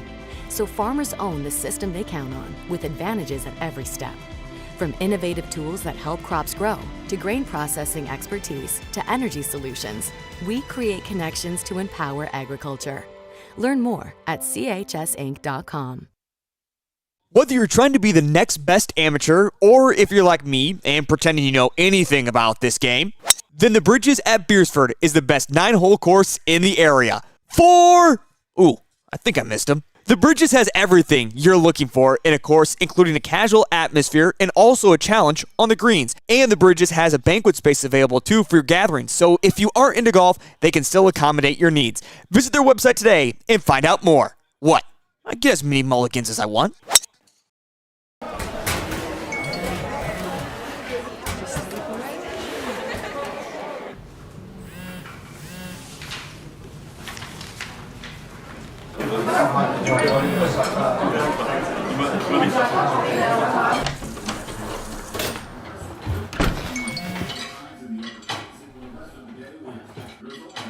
When the world feels big, a small note can mean everything. Find mental health support at sdbehavioralhealth.gov. This is what matters. This is beyond X's and O's. This is the difference mutual respect makes. This is what character looks like. This is what defines us in South Dakota. This is sportsmanship. School sports, it's not the outcome that matters most, but the way the games are played. This message presented by the South Dakota High School Activities Association and the South Dakota Interscholastic Athletic Administrators Association. Beresford Telephone is your full-service local telephone company, providing telephone service, sales, high-speed fiber optic internet packages, and professional surveillance systems for both commercial and residential customers. Beresford Telephone also offers the only in-town gig-certified internet provider, which offers the highest speed services. Wanting to upgrade your existing service? Contact Beresford Telephone today and let them get started on your high-speed services in no time.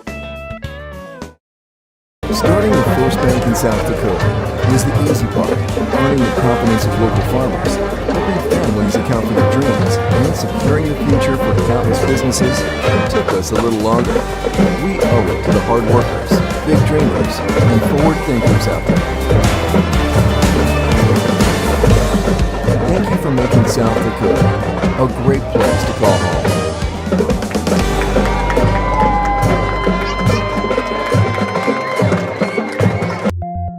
For healthier crops and stronger yields, count on Nutrien Ag Solutions. By partnering with the leader in plant nutrition, you'll have access to innovative products and unmatched service that deliver impact and efficiency to every acre. Healthier crops, happier growers. Lead the field this season and beyond. Find your local crop consultant at nutrienagsolutions.com.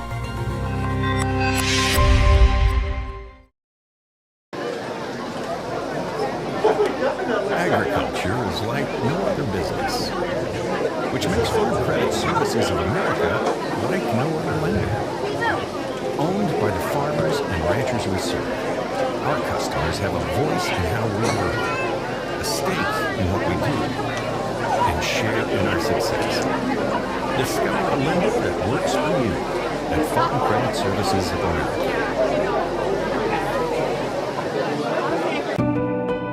Farming is more than a livelihood. It's a legacy. Simplot was founded by a hardworking farmer like you over 90 years ago, and we've been growing America's farms for generations. With local crop advisors grounded in your success, Simplot Grower Solutions is in your fields and by your side. We dig in deep to pinpoint what you need, where you need it, when you need it, even when the forecast is unpredictable. Fentanyl is a powerful synthetic opioid, up to 100 times stronger than morphine. Even a tiny amount can be deadly. It's often mixed with other drugs without your knowledge, increasing your risk of overdose. Protect yourself and your loved ones and avoid unknown substances. Stay informed and stay safe, no matter what. One pill can kill you. For more information on fentanyl prevention, visit your local health resource or speak to a healthcare professional. This message was brought to you by the Great Plains Tribal Command Response. Shields All Sports Store is your one stop for everything outdoors, with local experts eager to guide you through the widest selection of brands. Your one stop for exercise gear to get working out or fashions for going out. And your one stop for footwear in your size, your style, yours to take home today. Shields, employee owned, community minded, and like no place you've ever shopped before.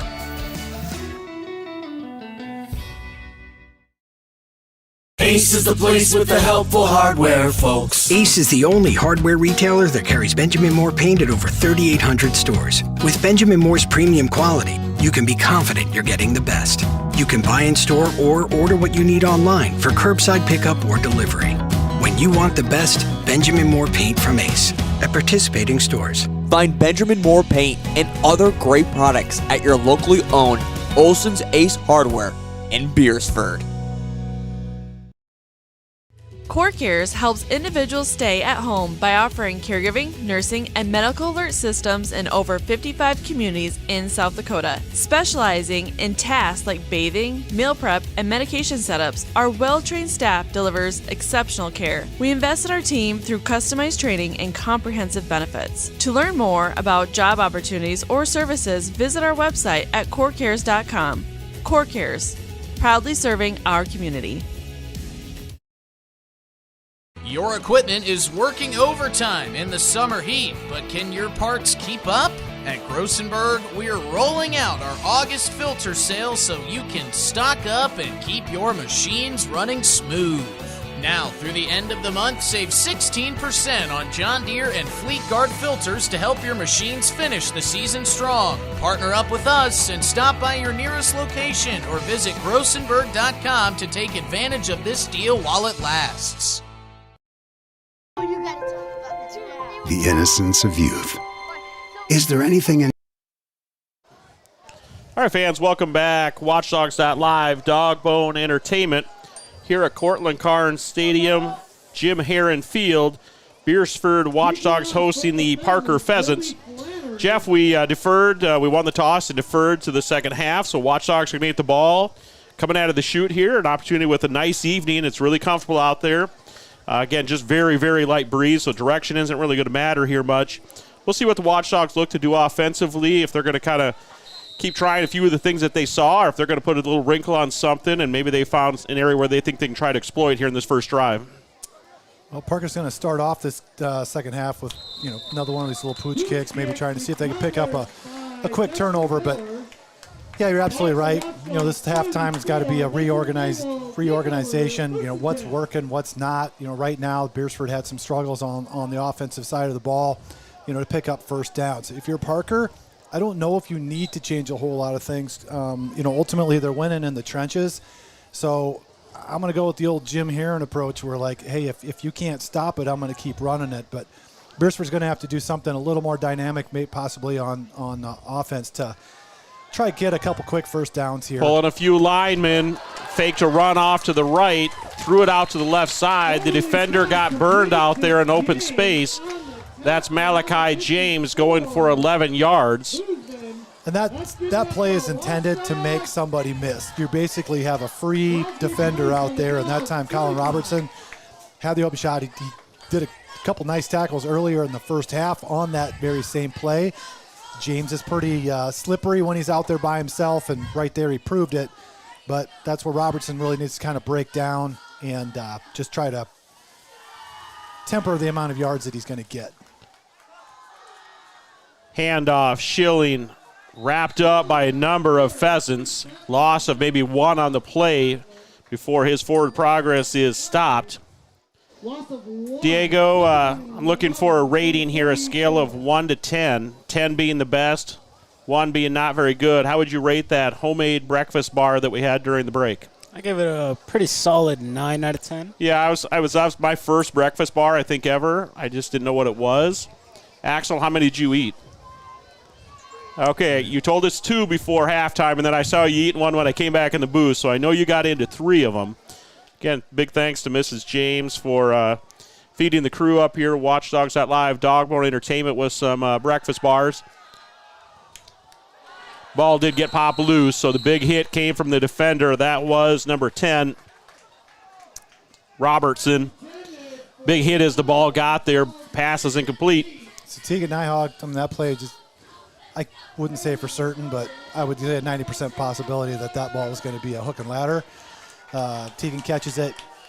Instead of bringing it in and holding it, he was looking for the pitch, gets hit from behind, the ball hits the ground, and probably not a bad time to try run something like that, see if you can hit the home run right out of the gate in the first possession in the second half.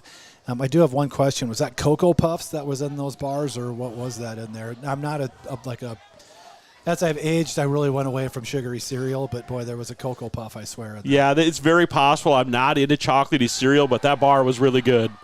Good connection there and a ton of traffic. Oberle took a shot after he released it. Slow to get up, but he is up. Gain of about 5 on the play, not going to be enough. Turnover on downs, they're resetting the chains. Parker Pheasants, 1st and 10 on the Watchdog 48. Yeah, that bar was really good. There is one left on the tray. I'm eyeing it behind us here. I got a pretty good feeling Coach Storo is going to kind of get those long arms and snag that thing later as we're not really paying attention. But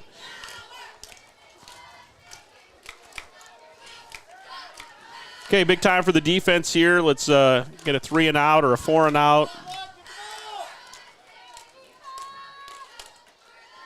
Parker going to split a couple receivers out. Weeman still in the gun. Hand off to the back, charging up the middle. That's Schilling. Forward progress, we're going to call it no gain. Bring up 2nd and 10 for the Pheasants. So it looks like Beresford's going to change defensive linemen, make a lot of switches in and out in an attempt maybe to keep people fresh, maybe depending on the down and distance, maybe bringing in some personnel that are maybe a little more successful on the pass rush, guessing a little bit on what they think is going to happen on the offensive side of the ball, whether it's going to be a run play or a pass play. And, if you're Parker right here, you want to stay patient. No reason to start thinking you need to air it out. Oh, pressure came. Ball was kind of hanging there. Yep. Who's the initial contact? Tate Lyle. Or was it? He's right there. I think it was one on the bottom here. Who's coming up? Hammenberg? That might be. Yep. Yeah, Hammenberg, I think, might have been the first one there. He came around the right side. I don't think Weeman necessarily saw him. Got the pressure. That's a sack for loss. Big play there for the Watchdogs. Well, and I was saying, you don't have to get impatient. You are establishing the line of scrimmage. You can continue to run the ball. You're up 14-0. You don't need to go out and try to do anything to put the ball in harm's way. Or do what we just did here, put yourself in a position where you get a sack, and now you got a long way to go. Oh, they are going deep. That time they'd gone after number 10 earlier in the game. Just a one down the field. I believe that was number 9, Luke Travacek. Right now, they've discovered that Elias, whether it's Elias Perez, whether he's taking a peek inside or whatever, they've been able to get a step on him here on a couple different plays, and they haven't been able to connect on all of them. But at some point here, I'm going to say Perez is probably going to start dropping back, realizing that they don't really want to throw the ball underneath. They're quite content by trying to hit the home runs, and that actually is working in the Watchdogs' favor. Okay. I think there's opportunities there to hit some balls, hit some passes underneath.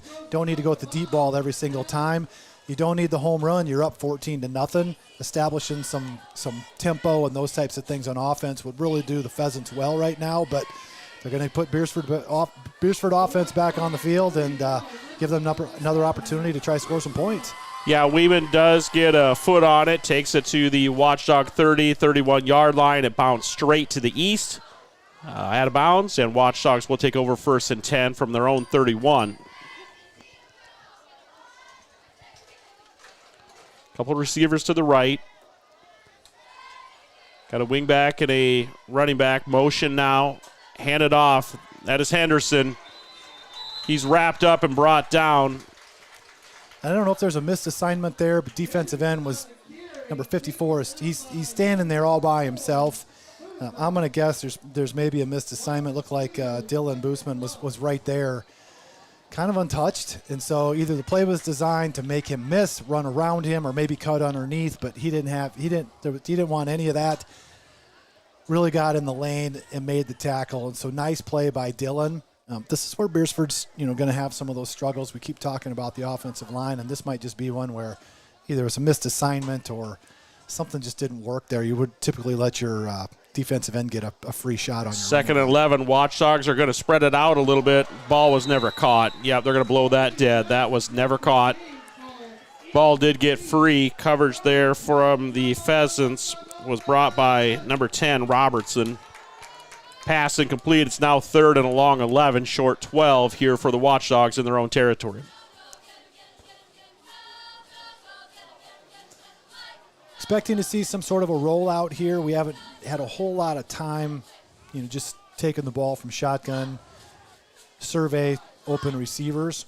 So I'd be surprised we don't see some sort of a rollout, give Oberly an opportunity to try find somebody. I mean, you're going to have to connect at least on a 13-yard pass here. Handoff, calling for ball. Flag comes flying in over where the exchange or handoff happened. Ball did get away from Sims, I believe it was. He did pick it back up. Holding called against the Watchdogs. I would assume they'd decline this. Referee Mike King's looking over and kind of doing the hands side like, are you declining this penalty? Yeah, they are going to decline it. So it's now going to bring up 4th and long 11, 4th and a short 12 at the 29-yard line. Watchdogs swapping a lot of personnel. We're going to get a punt here from Hammenberg. Yeah, and the Woes just continue to kind of linger around here on the offensive side of the ball, trying to run some misdirection, try to throw some sort of a play there we haven't seen yet tonight, and just haven't been able to put it all together. And great bounce. Hammenberg with 3 or 4 good punts tonight. Goes down to the 30-yard line. Let's go to a quick commercial break. We'll be back right after this flip of the ball in one commercial break. Be better.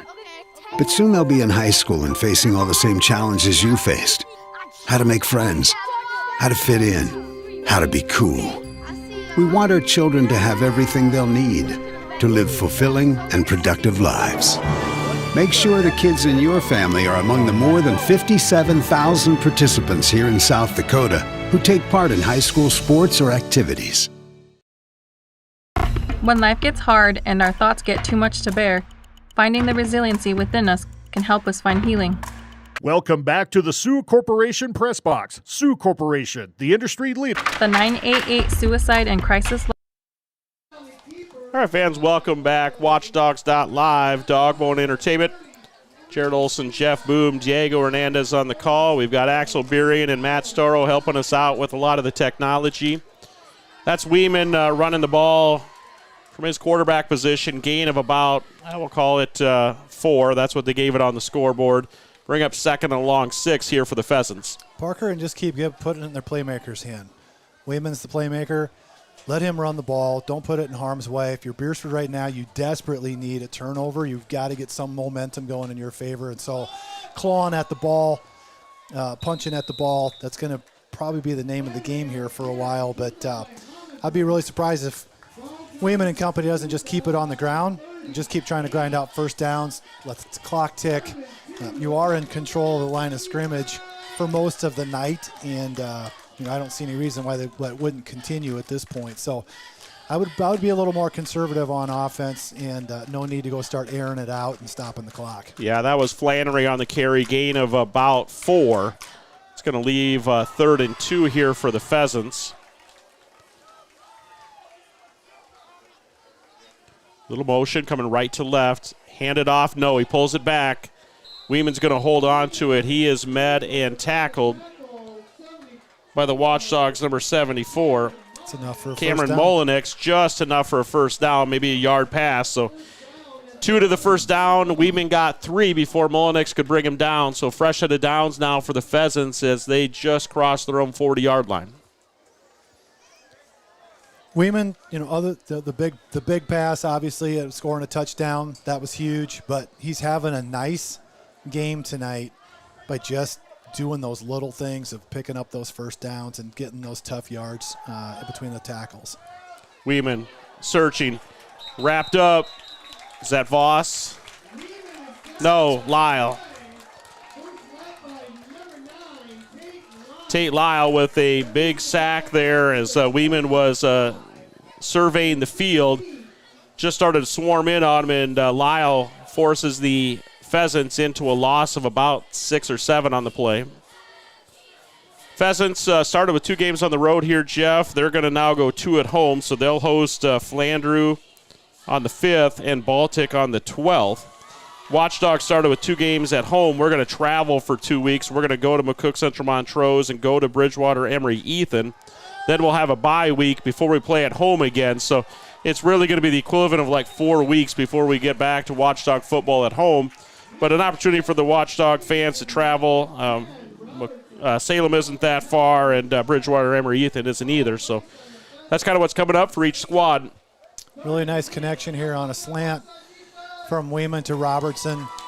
Got tackled with a lot of momentum going forward. Kind of got whipped forward to pick up some more yards. And it's funny how sometimes this game you get up with a big play with a sack, and you turn around and give up 10 of those yards back pretty quick. And I got to tell you, I'm a little surprised. Here comes the blitz. They're going to run it right up the middle. Said a couple times, throwing the ball right now, it's a little dangerous dropping back there, taking a sack, those types of things. But they responded well to get yards back. And once again, Weeman's picking up those tough yards, just going right up the middle. And we haven't really had a great answer for that particular play all night. And so kudos to the Parker Pheasants offensive line because it's there for them pretty consistently. All right, 1st and 10, Pheasants just over the midfield line, so they're on the Watchdog 47. Hand off to Flannery. Flannery off the right side. Flag came flying in, assuming that's in the area of a hold. Yeah, Mike King is going to signal hold. Watchdogs will take that penalty. We'll replay first down.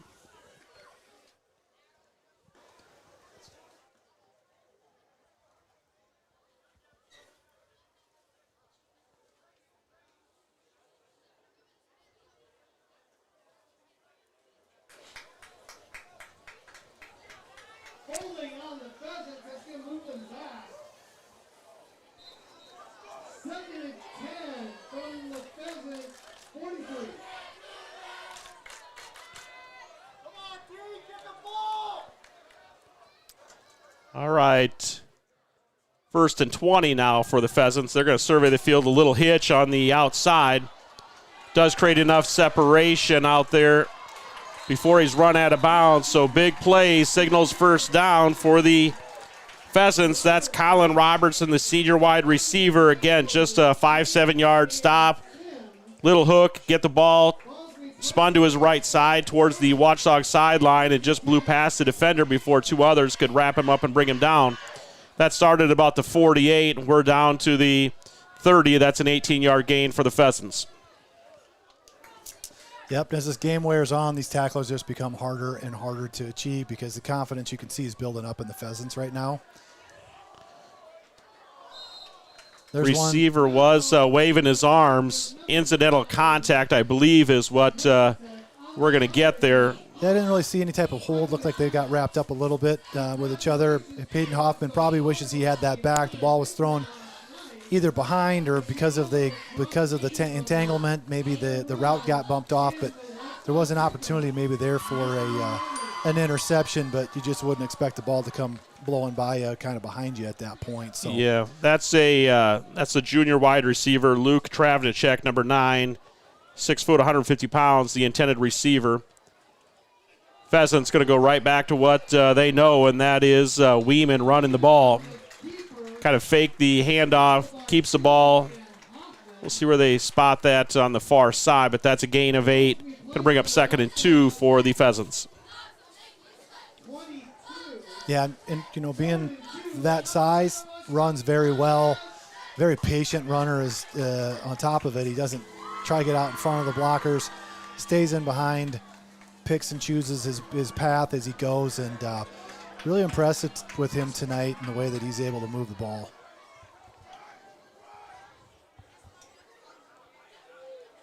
Weeman, big slap of hands that one off. That's Flannery working for the hard yards up the middle.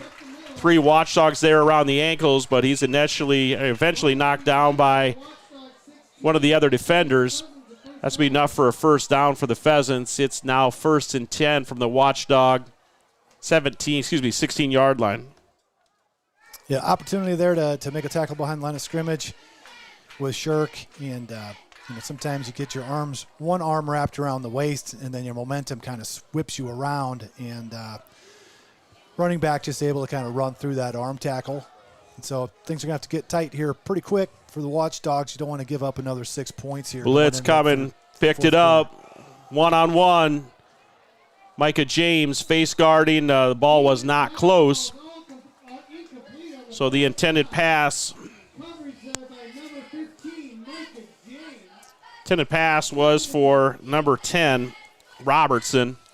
Falls incomplete. Robertson's going to go to the sideline. They're going to send a couple fresh bodies in offensively. Bring up 2nd and 10.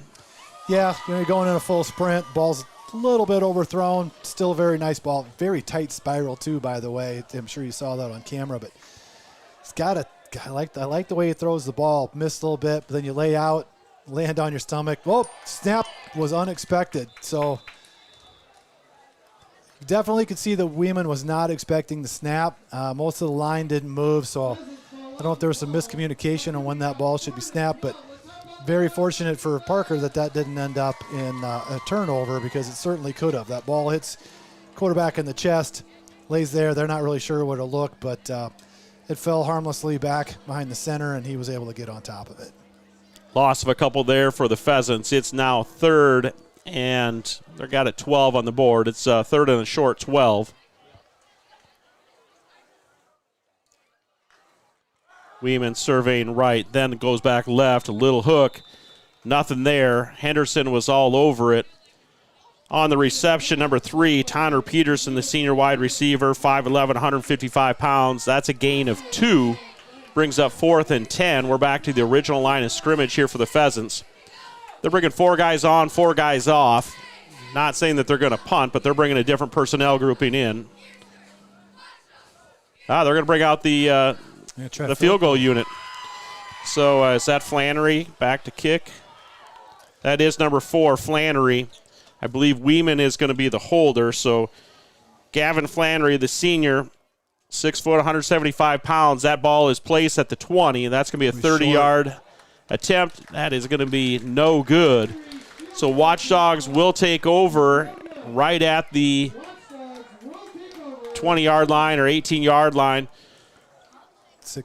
About 6 seconds left to go here in the third quarter. So we're going to get maybe one play, and then they're going to swap ends of the field. So Axel will hold a commercial here. We'll wait, but we'll come right back after this play. We get a quarter break. We'll go to commercial. We'll come back with the fourth and final quarter here at Jim Herren Field, Cortland Carnes Stadium. Okay, Watchdogs, 2 receivers on the near short side. Miller get himself set, checking in with quarterback Overly. I believe that's Henderson on the far side of the field. Looking left the whole way. He's got time. Gets it out there to Nyhog. That's enough for a Watchdog first down, so good little play. Oberly was looking left the entire way. He had Henderson one-on-one out there, didn't like what he saw, came back to the right side. Foul number 81. Tegan Nyhog, the senior wide receiver, 6'5", 185 pounds. I was going to say, I hear a lot of yelling all of a sudden, and it's brownie time for the cheerleaders in the student section, so I'll hold my hand out here, see if I can get a brownie. I think you had enough treats. I got a left-handed daughter down there. See if she recognizes me up here. Just a little short. So close. Diego might get that one. Better keep your head up. We're going to get one right through the window here. Okay. Good. Wear a face mask. All right, that is the end of the third quarter. Matt Storrow, why don't you take us to a commercial break? Lifeline provides 24/7 free support for anyone in suicidal distress or emotional crisis. All texts and calls are anonymous and connect you to local resources that uphold cultural values and pave the way to healing. Find the strength within you. Find the strength within our culture. Reach out if you need help today. Customer service is more than just a word. It's what Jensen Insurance Agency and Auto Owners Insurance does every day. We have more companies than most agencies in town. We're able to find a competitive market for each family. We're able to farm that out, quote it with each of our carriers, including Auto Owners Insurance, of course, and see where it best fits. In Sioux Falls, Beresford, and Elk Point, go to jensenagencyonline.com to find out more. Jensen Insurance Agency, building relationships since 1944. Welcome back to the Sioux Corporation Press Box. Sioux Corporation, the industry leader in manufacturing water heaters and chilling systems, steam generators, pressure washers, and steam cleaners. All right, fans, welcome back. Watchdogs.live, Dogbone Entertainment. Diego, we've got you unmuted. I mean, it's not as warm in the booth tonight. The industry leader it's a little more comfortable in here. How are you doing out there? Chilling systems. A little cool right now. Fortunately, the breeze is gone, so it's not as cool as I wanted it to be, but it's still fairly a fair temperature. Okay, and that one is picked off. Henderson's going to run him out of bounds, but the play the Watchdogs set up had a couple different layers of receivers. The ball just floated. We do have a flag on the ground, so we'll see if exactly what that's going to be, if it's a little head-to-head or a little push out of bounds, but flag is thrown right in front of the Beresford team. Nope, inadvertent flag. So, again, might have just been reaching for that orange beanbag, got a hold of the flag. Diego, do tell me this, though. You said you're not really going to do the pickle juice thing. We don't have anybody cramping up tonight, but if you were cramping, you're not going to do the pickle juice. Or would you? Probably still wouldn't. Okay, so I talked to Beresford's athletic trainer, Tyler Hagan from Avera Sports. I talked to him last week after the game. We were talking about pickle juice. He said, yeah, that's really just not the easiest thing to travel with. It works, but it's really difficult. I said, what do you do? Is it just Gatorade or water? Diego, do you have any idea what he uses with the players? I'm assuming he puts just stretches their hamstring or something like that? Yep, no stretching. He's putting something in their body. Are you a mustard guy, Diego? Not really. Yeah, same here. I don't mind if they put a little bit on a burger, but athletic trainer Tyler Hagan tells me he travels with mustard, a big squeeze bottle of mustard, and he said it's way easier to travel with. He said it's way less of a mess, but he said some of the guys really aren't into mustard, and they're kind of gagging on that squeeze bottle of mustard they're trying to chug down to help keep from cramping. Any thoughts on that, Diego?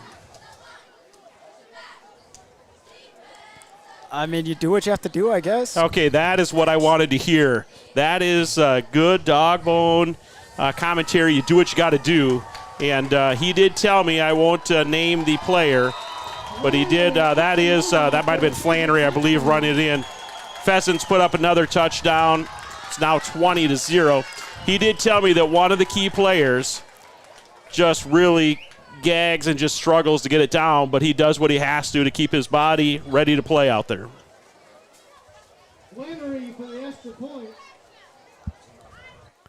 Well, I know if I was a cramper and I had to have some mustard, I would I would not be disappointed. I could. You could do that. I could do shots of mustard pretty easy. To be frank. Yeah, no, I'd bring my own pickle juice. I'd big old squeeze bottle of pickle juice. I'd drink that left and right. Yeah, I could put mustard in the pickle juice and drink that. I believe. Quite frankly, I could do both. Diego, have you ever ice skated before? Ice skated? Yeah, I have. Okay. Have you ever been to a hockey rink, like an indoor hockey rink? I have, I think. Okay. Now, you wouldn't think it, but like hockey players, they're on the ice, the building is cooled, but, they sweat a lot. They're out there working really hard. It's really short bursts, 30, 45 seconds, maybe a minute, and they're swapping lines, so they're working really hard. They're into the pickle juice thing, but they don't want, again, the same mess in the liquid. You have any idea what they do in hockey with the pickle juice? Use a straw or like a squeeze bottle. Oh, we're close. I do like that attempt. They freeze it in little cups. So you got like little frozen ice cube pickle juice. Yeah, exactly, Diego. That I think I could get behind too. That one doesn't sound too bad. Yeah, a little frozen pickle juice. A little virgin Bloody Mary and drop of a couple pickle juice ice cubes in there. That would be quite tasty. All right, Pheasants now lead 21-0, 10:46 to go here in the fourth. Pheasants are kicking off to the Watchdogs. Back for the Dogs, Ian Henderson, and I believe that's Malachi James. That's Flannery kicking off. He points left, points right, sticks his mouth guard in. Little Poocher into that opening in the middle. That's twice now they've gone just into that open gap. Nice job both times that Dexton Miller has gotten there and just wisely slid in before you get to the ball. Get down on the ground, bring it into your belly, and secure and protect that thing. Well, if Beresford ever needs a big play, we have officially arrived at that time. With 10 minutes left, you're down by 3 scores. This is the must-have drive to really put yourself in a position to get yourself in this game. Little toss out there to Nyhog. That is a catch. Clock is ticking. We're again 10.5 minutes to go here, down by 3 touchdowns. Gain of about 5. We'll call it 5. We're going to bring up 2nd and 5 here for the Dogs. Haven't seen a ton of Tegan Nyhog on the field, first game and this game. It seems like right now they're finding a little bit of a groove with him. He's a big target. We saw him right before the end of this quarter have a nice play. So they're looking to capitalize on a little bit bigger receiver out there. He's a 6'4" basketball athlete, and I think we're just going to look for some jump balls. But Parker seemed to be catching on to this. We had a safety over the top and a corner running with him. I don't know if Tegan's going to be someone that's going to blow the doors off of a cornerback. So he was stride for stride. So it's really going to be more of a jump ball where he's going to win that battle.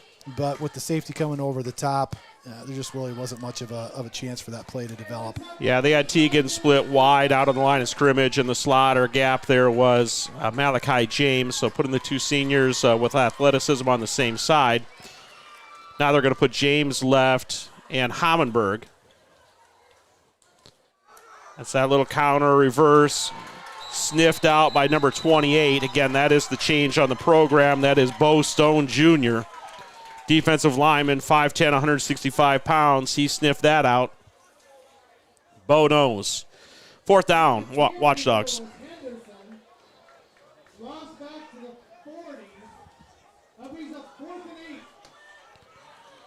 Jeff, got some college football kicking off, I believe, this weekend, correct?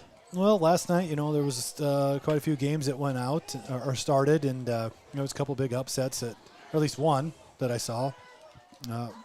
Boise State being ranked really got their doors blown off by South Florida. Another boomer from Hayden. Man, great bounce as well. He really gets that thing to pop off the left foot. This reminds me of a couple years ago. We had Fitzgerald, all-state punter, had a heck of a season, and unfortunately, it was one of those seasons where he was on the field quite a bit, and not to make light of that, but he did give him a ton of opportunities to punt the ball, and he came through. And I got to say, like tonight, this was on the special teams game. This is one of those ones where the punting has really been exceptional. Yeah, Pheasants are backed up to their own 10-yard line right now, so 1st and 10 from their own 10. 9:09 on the clock. Again, three-score differential here. Weeman back in the gun. Formation we've seen all night. Handoff to Flannery. Stuffed right up front. Schilling coming up out of there. Shirk. Newmeyer. Flannery does lose his helmet, so he's going to go to the sideline. Nope, picked something up off the field, but Flannery's going to go to the sideline.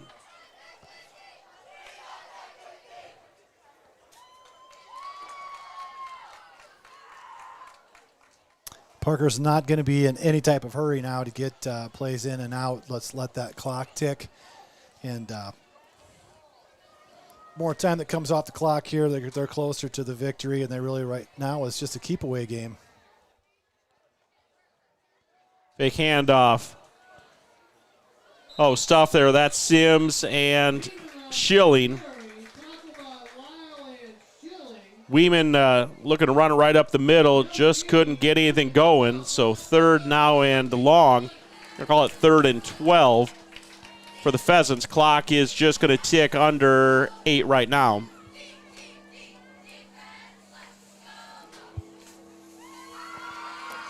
Jeff, when we do come back, it's going to be homecoming week, and it's also Marching Festival Day. So if you're looking for a full day of downtown action, Marching Festival is going to start at 9 a.m. downtown. So that'll be a big event here. We fill the parking lot full of buses from other schools. And it's a pretty nice competition and event downtown for the marching bands. Parade will be pushed back an hour this year, so the homecoming parade will be an hour later. So if you're used to the 1 o'clock, traditional 1 o'clock parade, the homecoming parade, I believe, starts at 2 o'clock this year. So. Yeah, I heard some concerns around that. Obviously, there's a lot of schools that are involved. Parking lot does get pretty full, and then you're going to organize a parade on top of it right out in front of the school. So that 1 hour delay would answer a lot of those questions. So we do fill, and my job is to park the buses on Marching Festival Day. We don't cram them in super tight because they've got to unload instruments, but we do intentionally park them kind of close together, trailers and Suburbans and everything that they travel with. So we will get them in. We'll have a quality marching competition downtown. We'll do the awards. We'll get all of those teams on the road, and then the community and the businesses and their floats will fill our parking lot, and we'll do it all over again at 2 o'clock. And the music festival, if you've never attended this before, it's really fun. Yeah. These bands come in, and the amount of drums and the cadence and all those things. It's really quite a spectacle, and it's super fun to listen to. And I've come down and attended a few of them, and it's a blast. Yeah, if you just get a lawn chair and find a spot downtown, whether it's in the sun or in the shade, and we've got some businesses downtown with some food and drink now. It's going to be a good opportunity. We got a little bit of movement on the left side of the Parker line. Don't know if they were pulled. Now the center is pointing at the Watchdogs. I don't see the Watchdogs pointing back, so we'll see. Yeah, call is going to go against the Pheasants, so they'll step this off and replay that. It's going to be a good time. Again, hopefully the weather cooperates, and we'll then have our homecoming game against the Elk Point Jefferson Huskies, so our rival to the south there, Dog Bowl. So that'll be a big game for the Dogs here at Jim Herren Field, Cortland Karn Stadium. And last week, Elk Point really took care of business playing these Parker Pheasants, and I think the score was somewhere like 62-12 or something like that. So we know Elk Point's back, and we'll be competing. Wide open down the middle. I think that's one where somebody's going to wish they had that ball back. Right on the Watchdog logo. They had the defense burned right down the middle of the field. I think that was Sullivan. Number 12 and 3 were both out there. Yeah, that would have gotten the Parker fans on their feet. That ball thrown, or that play starting from their own 24, and there was nobody that was going to catch him if he would have caught that right in stride. Well, another really impressive throw by Weeman. I mean, that thing was just a laser right down the middle and hit him in a bad, I always like to say in a bad spot, right in the hands. And here we go. off to the races. Going to dive for it, not going to get him. That's number 10, Colin Robertson.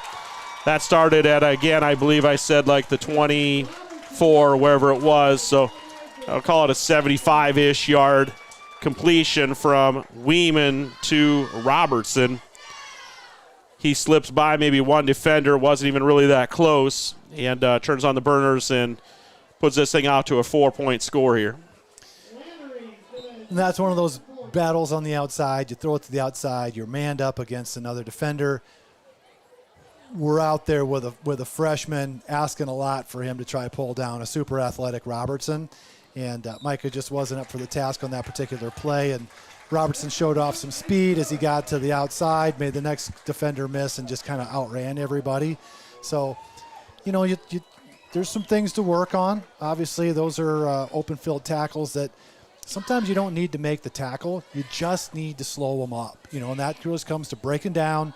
Let them make some moves. You don't have to bite on anything, but just keep them standing there and let the rest of the cavalry show up to assist you on the tackle. And as soon as you start diving at ankles, you've seen it at every level, whether it's high school, college, or pro, a defensive back on a receiver on the outside that dives, misses that tackle 90% of the time, and then it's off to the races. And there's a good example of it right there where if you let them turn them loose too soon, they're going to hurt you, and Robertson did right there. That was Flannery with the point after. He's 4 for 4 on those point afters. So, again, we've seen Flannery run the ball, do a little bit of everything, and he's kicking those extra points in as well. So now with 5:40 to go here in the fourth, it's Pheasants 28, Watchdogs 0. Jeff, also next week we will, we got the big holiday weekend here. Next week we'll come back on Tuesday. The volleyball team travels to Baltic. And for fans that are tuning in and going, they are going to do, I think it's maybe their after prom is doing a pasta feed. So if you're going to Baltic on Tuesday, you may want to think about doing that meal deal. It's $8 for a pasta dish with a meatballs or some meatballs and a red or white sauce. I think it maybe came with a drink or a dessert possibly as well for $8. Pretty good deal. And a little smaller portion of that, if you've got a child with you, I believe was $5 in the advertisement I saw. Well, if those desserts are as good as what Renee brought up here tonight, then that's not your standard treat that you're gonna get with an $8 meal deal. You could bag that up for $1.50, $2 pretty easy, I think. I think if it was $2 and I after having a sample of that, it's a solid $2. Yeah, that's a $2 bar.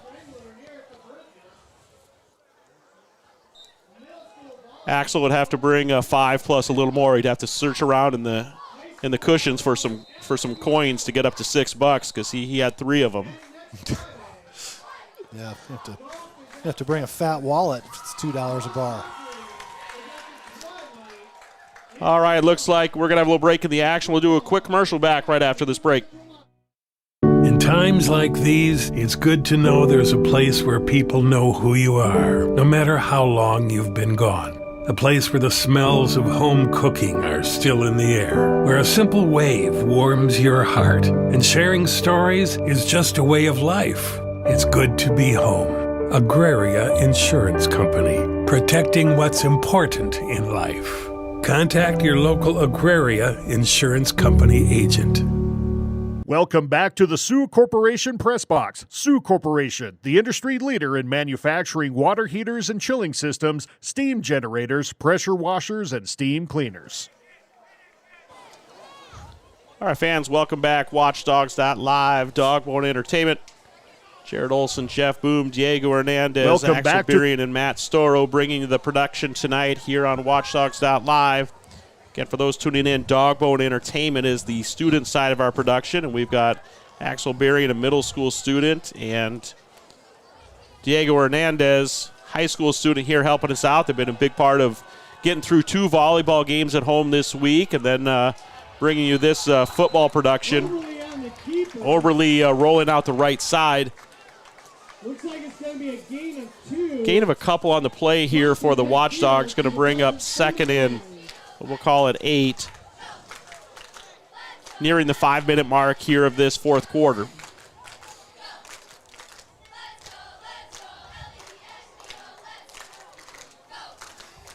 And looks like Parker seeing some fresh white jerseys out there, probably getting a few more younger players to come in. Might open up an opportunity for a big play here this drive. Oberle kind of surveying things. Going to roll out. They're going to pull a protector. Get James. He's stuck pretty quickly there by the Pheasants. Number 22, Caleb Christensen. He's a freshman DB, 5'9", 155 pounds. He kind of tracked James coming across the open flat there, and James catches it, but gained about 5 before he's stuck, being up third and we'll call it 3. And of course, we're on 2 down, or a 4 down territory here. So whether this 3rd down converts or not, highly doubt we're going to see a punt team come on. It'll be 2 plays here for sure, unless we convert on 3rd down. Watchdogs flopping things around. That is Hammenberg talking to Oberle, the quarterback, as he goes out to his split wide receiver on the line of scrimmage. James in motion, coming back in. Fake handoff. Oberle tosses it deep. He's got Henderson. Henderson's open. Run out of bounds at the 5-yard line. So big play. That thing started at about the 45. So we're going to call that about a 40-yard connection. Oberle to Ian Henderson. Taken down at the 3-yard line. 1st and goal for the Watchdogs with 3:40 to go here on the clock. And it's nice to see the Watchdogs convert. We talked about, a couple fresh jerseys out there. They haven't been in the game. They haven't seen the flow. And it was a nice play action pass there with some rollout. And they just blew the coverage and let Ian run right through them. And Oberle was able to connect. That's Oberle running the ball. In, touchdown. Ashton Oberle, 3-yard touchdown run for the Watchdogs. And I've been on both sides of this. I've seen games where you're unable to get any momentum going on the offense, and things just aren't happening. And the other side of it, I've been on where you're shutting a team out, and you pull some varsity players out, and you give up a score, and you just kind of shake your head and go, man, we had a shutout on the game, and you're just looking back and saying, boy, if we would have stayed in there, could we have pulled the shut off for today? But it's water under the bridge at this point. Beresford scored their 6th, and they'll be looking forward to possibly an onside kick or something to try to get the ball back in their hands again here before. Yeah, you could assume with 3:20 on the clock, getting at a point where it's a 22-point game. Give it a try. Probably not going to pull off, 3 scores here with 3:20 to go. But see if you get the ball back and see what happens, and go on to regroup for next week. Again, the Watchdogs will travel to McCook Central Montrose. I don't want to say with 100% certainty, but I'm 99% sure that game is in Salem. Again, the Pheasants, you're going to be hosting. You got your home opener against Flandreau Flyers.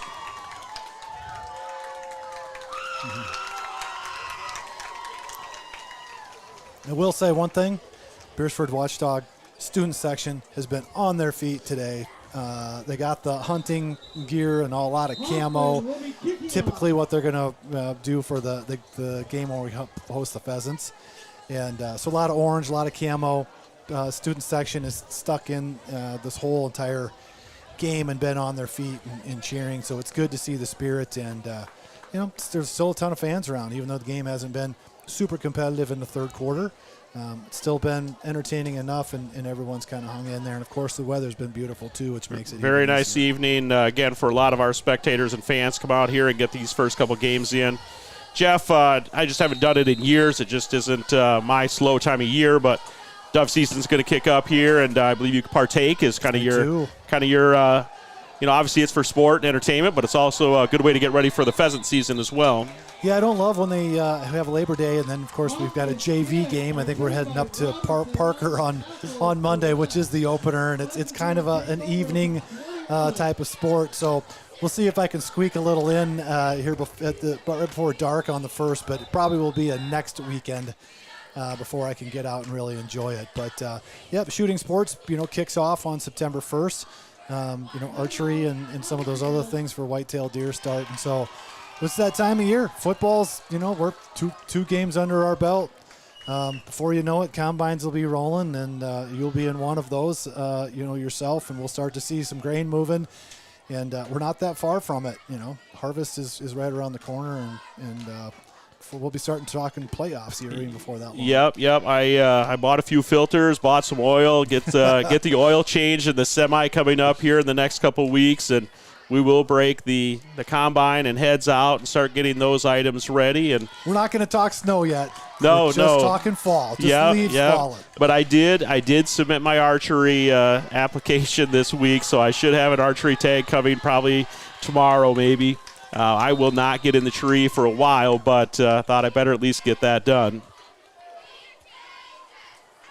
Yeah, just a reminder again as we talk about an unfortunate farm accident this last week.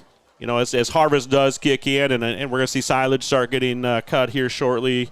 Jeff, just give the farmers a lot of time on the road. They don't want to be out on the highway any more than you want them out there, but if you do encounter a combine or a truck or a grain cart, just slow down. Just give them a little time. It may add an extra minute or two before you get a flat opening or they turn off on a gravel road. Just really help farmers out here and give them a little space so we can just keep everybody safe as they do their job. Yeah, just, year after year you just see too much of it. And if everyone would just slow down a little bit, certainly keeps everybody a lot more safe. And as you said, farmers don't want to be slow you down any more than they are, but it's just nature of the business living in the upper Midwest. Yeah, and the equipment's just getting so big, and it just do what you can to slow down and give them a little space. So, seeing a lot of freshmen, sophomores, handful of juniors out here, banging away, getting a couple series in here before the end of the game. And so it's nice to see some of the players in there that typically will finish the game with a white pants and no grass stains on the shoulder pads to get out. And these are the types of games where, you didn't get to play the whole game, but you still get to go out under the lights. And it's a special moment. If you've ever played this game in high school, being out on a Friday night under the lights, it's just one of those things that just pulls you in, and it makes the game so fun. Oh, somebody flew through the line there. Who we got there? Cannon Clents. Okay, number 56, Cannon Clents. Cannons was the starter last week on the line. They made some switches. Luke James came back. Cannon's not, a bigger statured guy, a little lighter. He wrestles around 145. Most of your wrestlers are a little bit more of an aggressive nature. So he kind of fits the mold, but a little newer to football, hasn't gone out in the past. And so it's good to see him out, and made a really nice play there. So Pheasants are going to punt, and they're going to bring their varsity punt team out. So the Watchdogs bring their varsity punt return team out. Probably another one they're just going to get away from, let it bounce, get away from that thing. And I'll tell you, if you don't think Parker grabbed it like it touched the Beresford defender. I didn't hear a whistle blow.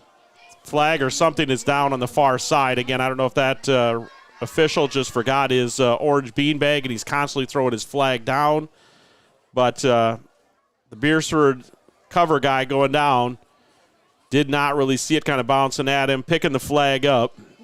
First down Parker, it did catch him, and the Parker gunman running down the field was smart, saw it just nick his arm or shoulder or something, grabbed it and started going with it. So with 59 seconds on the clock, Jeff, we could assume they'll run a play or two or take a knee or something here, and we'll wrap this thing up. But kind of surprised you even see him punt, but that does tell you, does the score matter? Yeah, it does to them. They would just soon not turn the ball over and let Beresford get another chance 10 yards out. They decided to punt, and obviously it worked out tremendously in their favor because they were able to, kind of get the cheap turnover and, like you said, just run the clock out here, and we're going to look to keep everybody safe and sound for the next week. Diego, the clock runs down here, 48 and ticking. Any final thoughts on the game here, Diego? Or, again, we're going to have a few weeks off before we regroup out here at the football field. One thing I've always learned from soccer is that a good defense is always the best offense. And in soccer, every single play has to start from the back, or the best plays start from the back. And we clearly saw that here with Parker. Really good defensively, and they're really great offensively. Hey, Diego, I know what you're doing right now. You're trying to work me right out of a job is what you're doing. The higher up, Superintendent Dagan's going to kick me out of the booth. You keep bringing these soccer analogies. The defense is the best start to an offense. Man, I'm going to get put right out down supervising students is what they're going to do to me next. All right, Diego, I tell you what. We come back 4 weeks.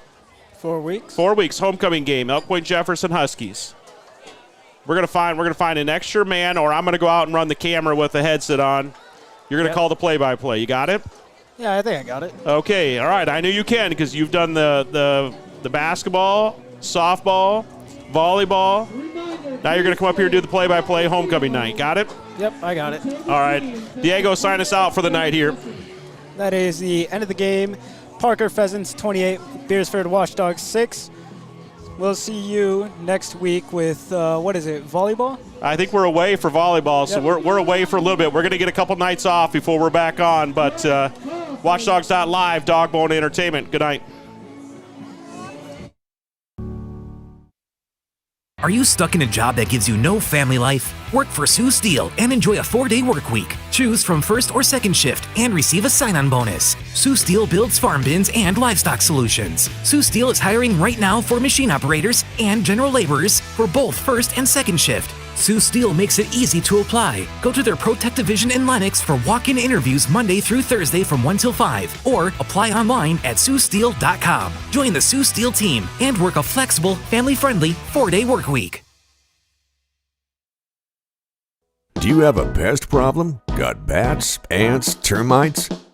Family owned and operated, Olson's Pest Technicians have had over 50 years experience taking care of pest problems in places across South Dakota, Nebraska, and Iowa. Utilizing brilliant methods such as Centricon bait stations for termites and Vicane treatment for bed bugs, there's no pest too tough for Olson's Pest Technicians. If you have pest problems, call 800-KILL-BUGS.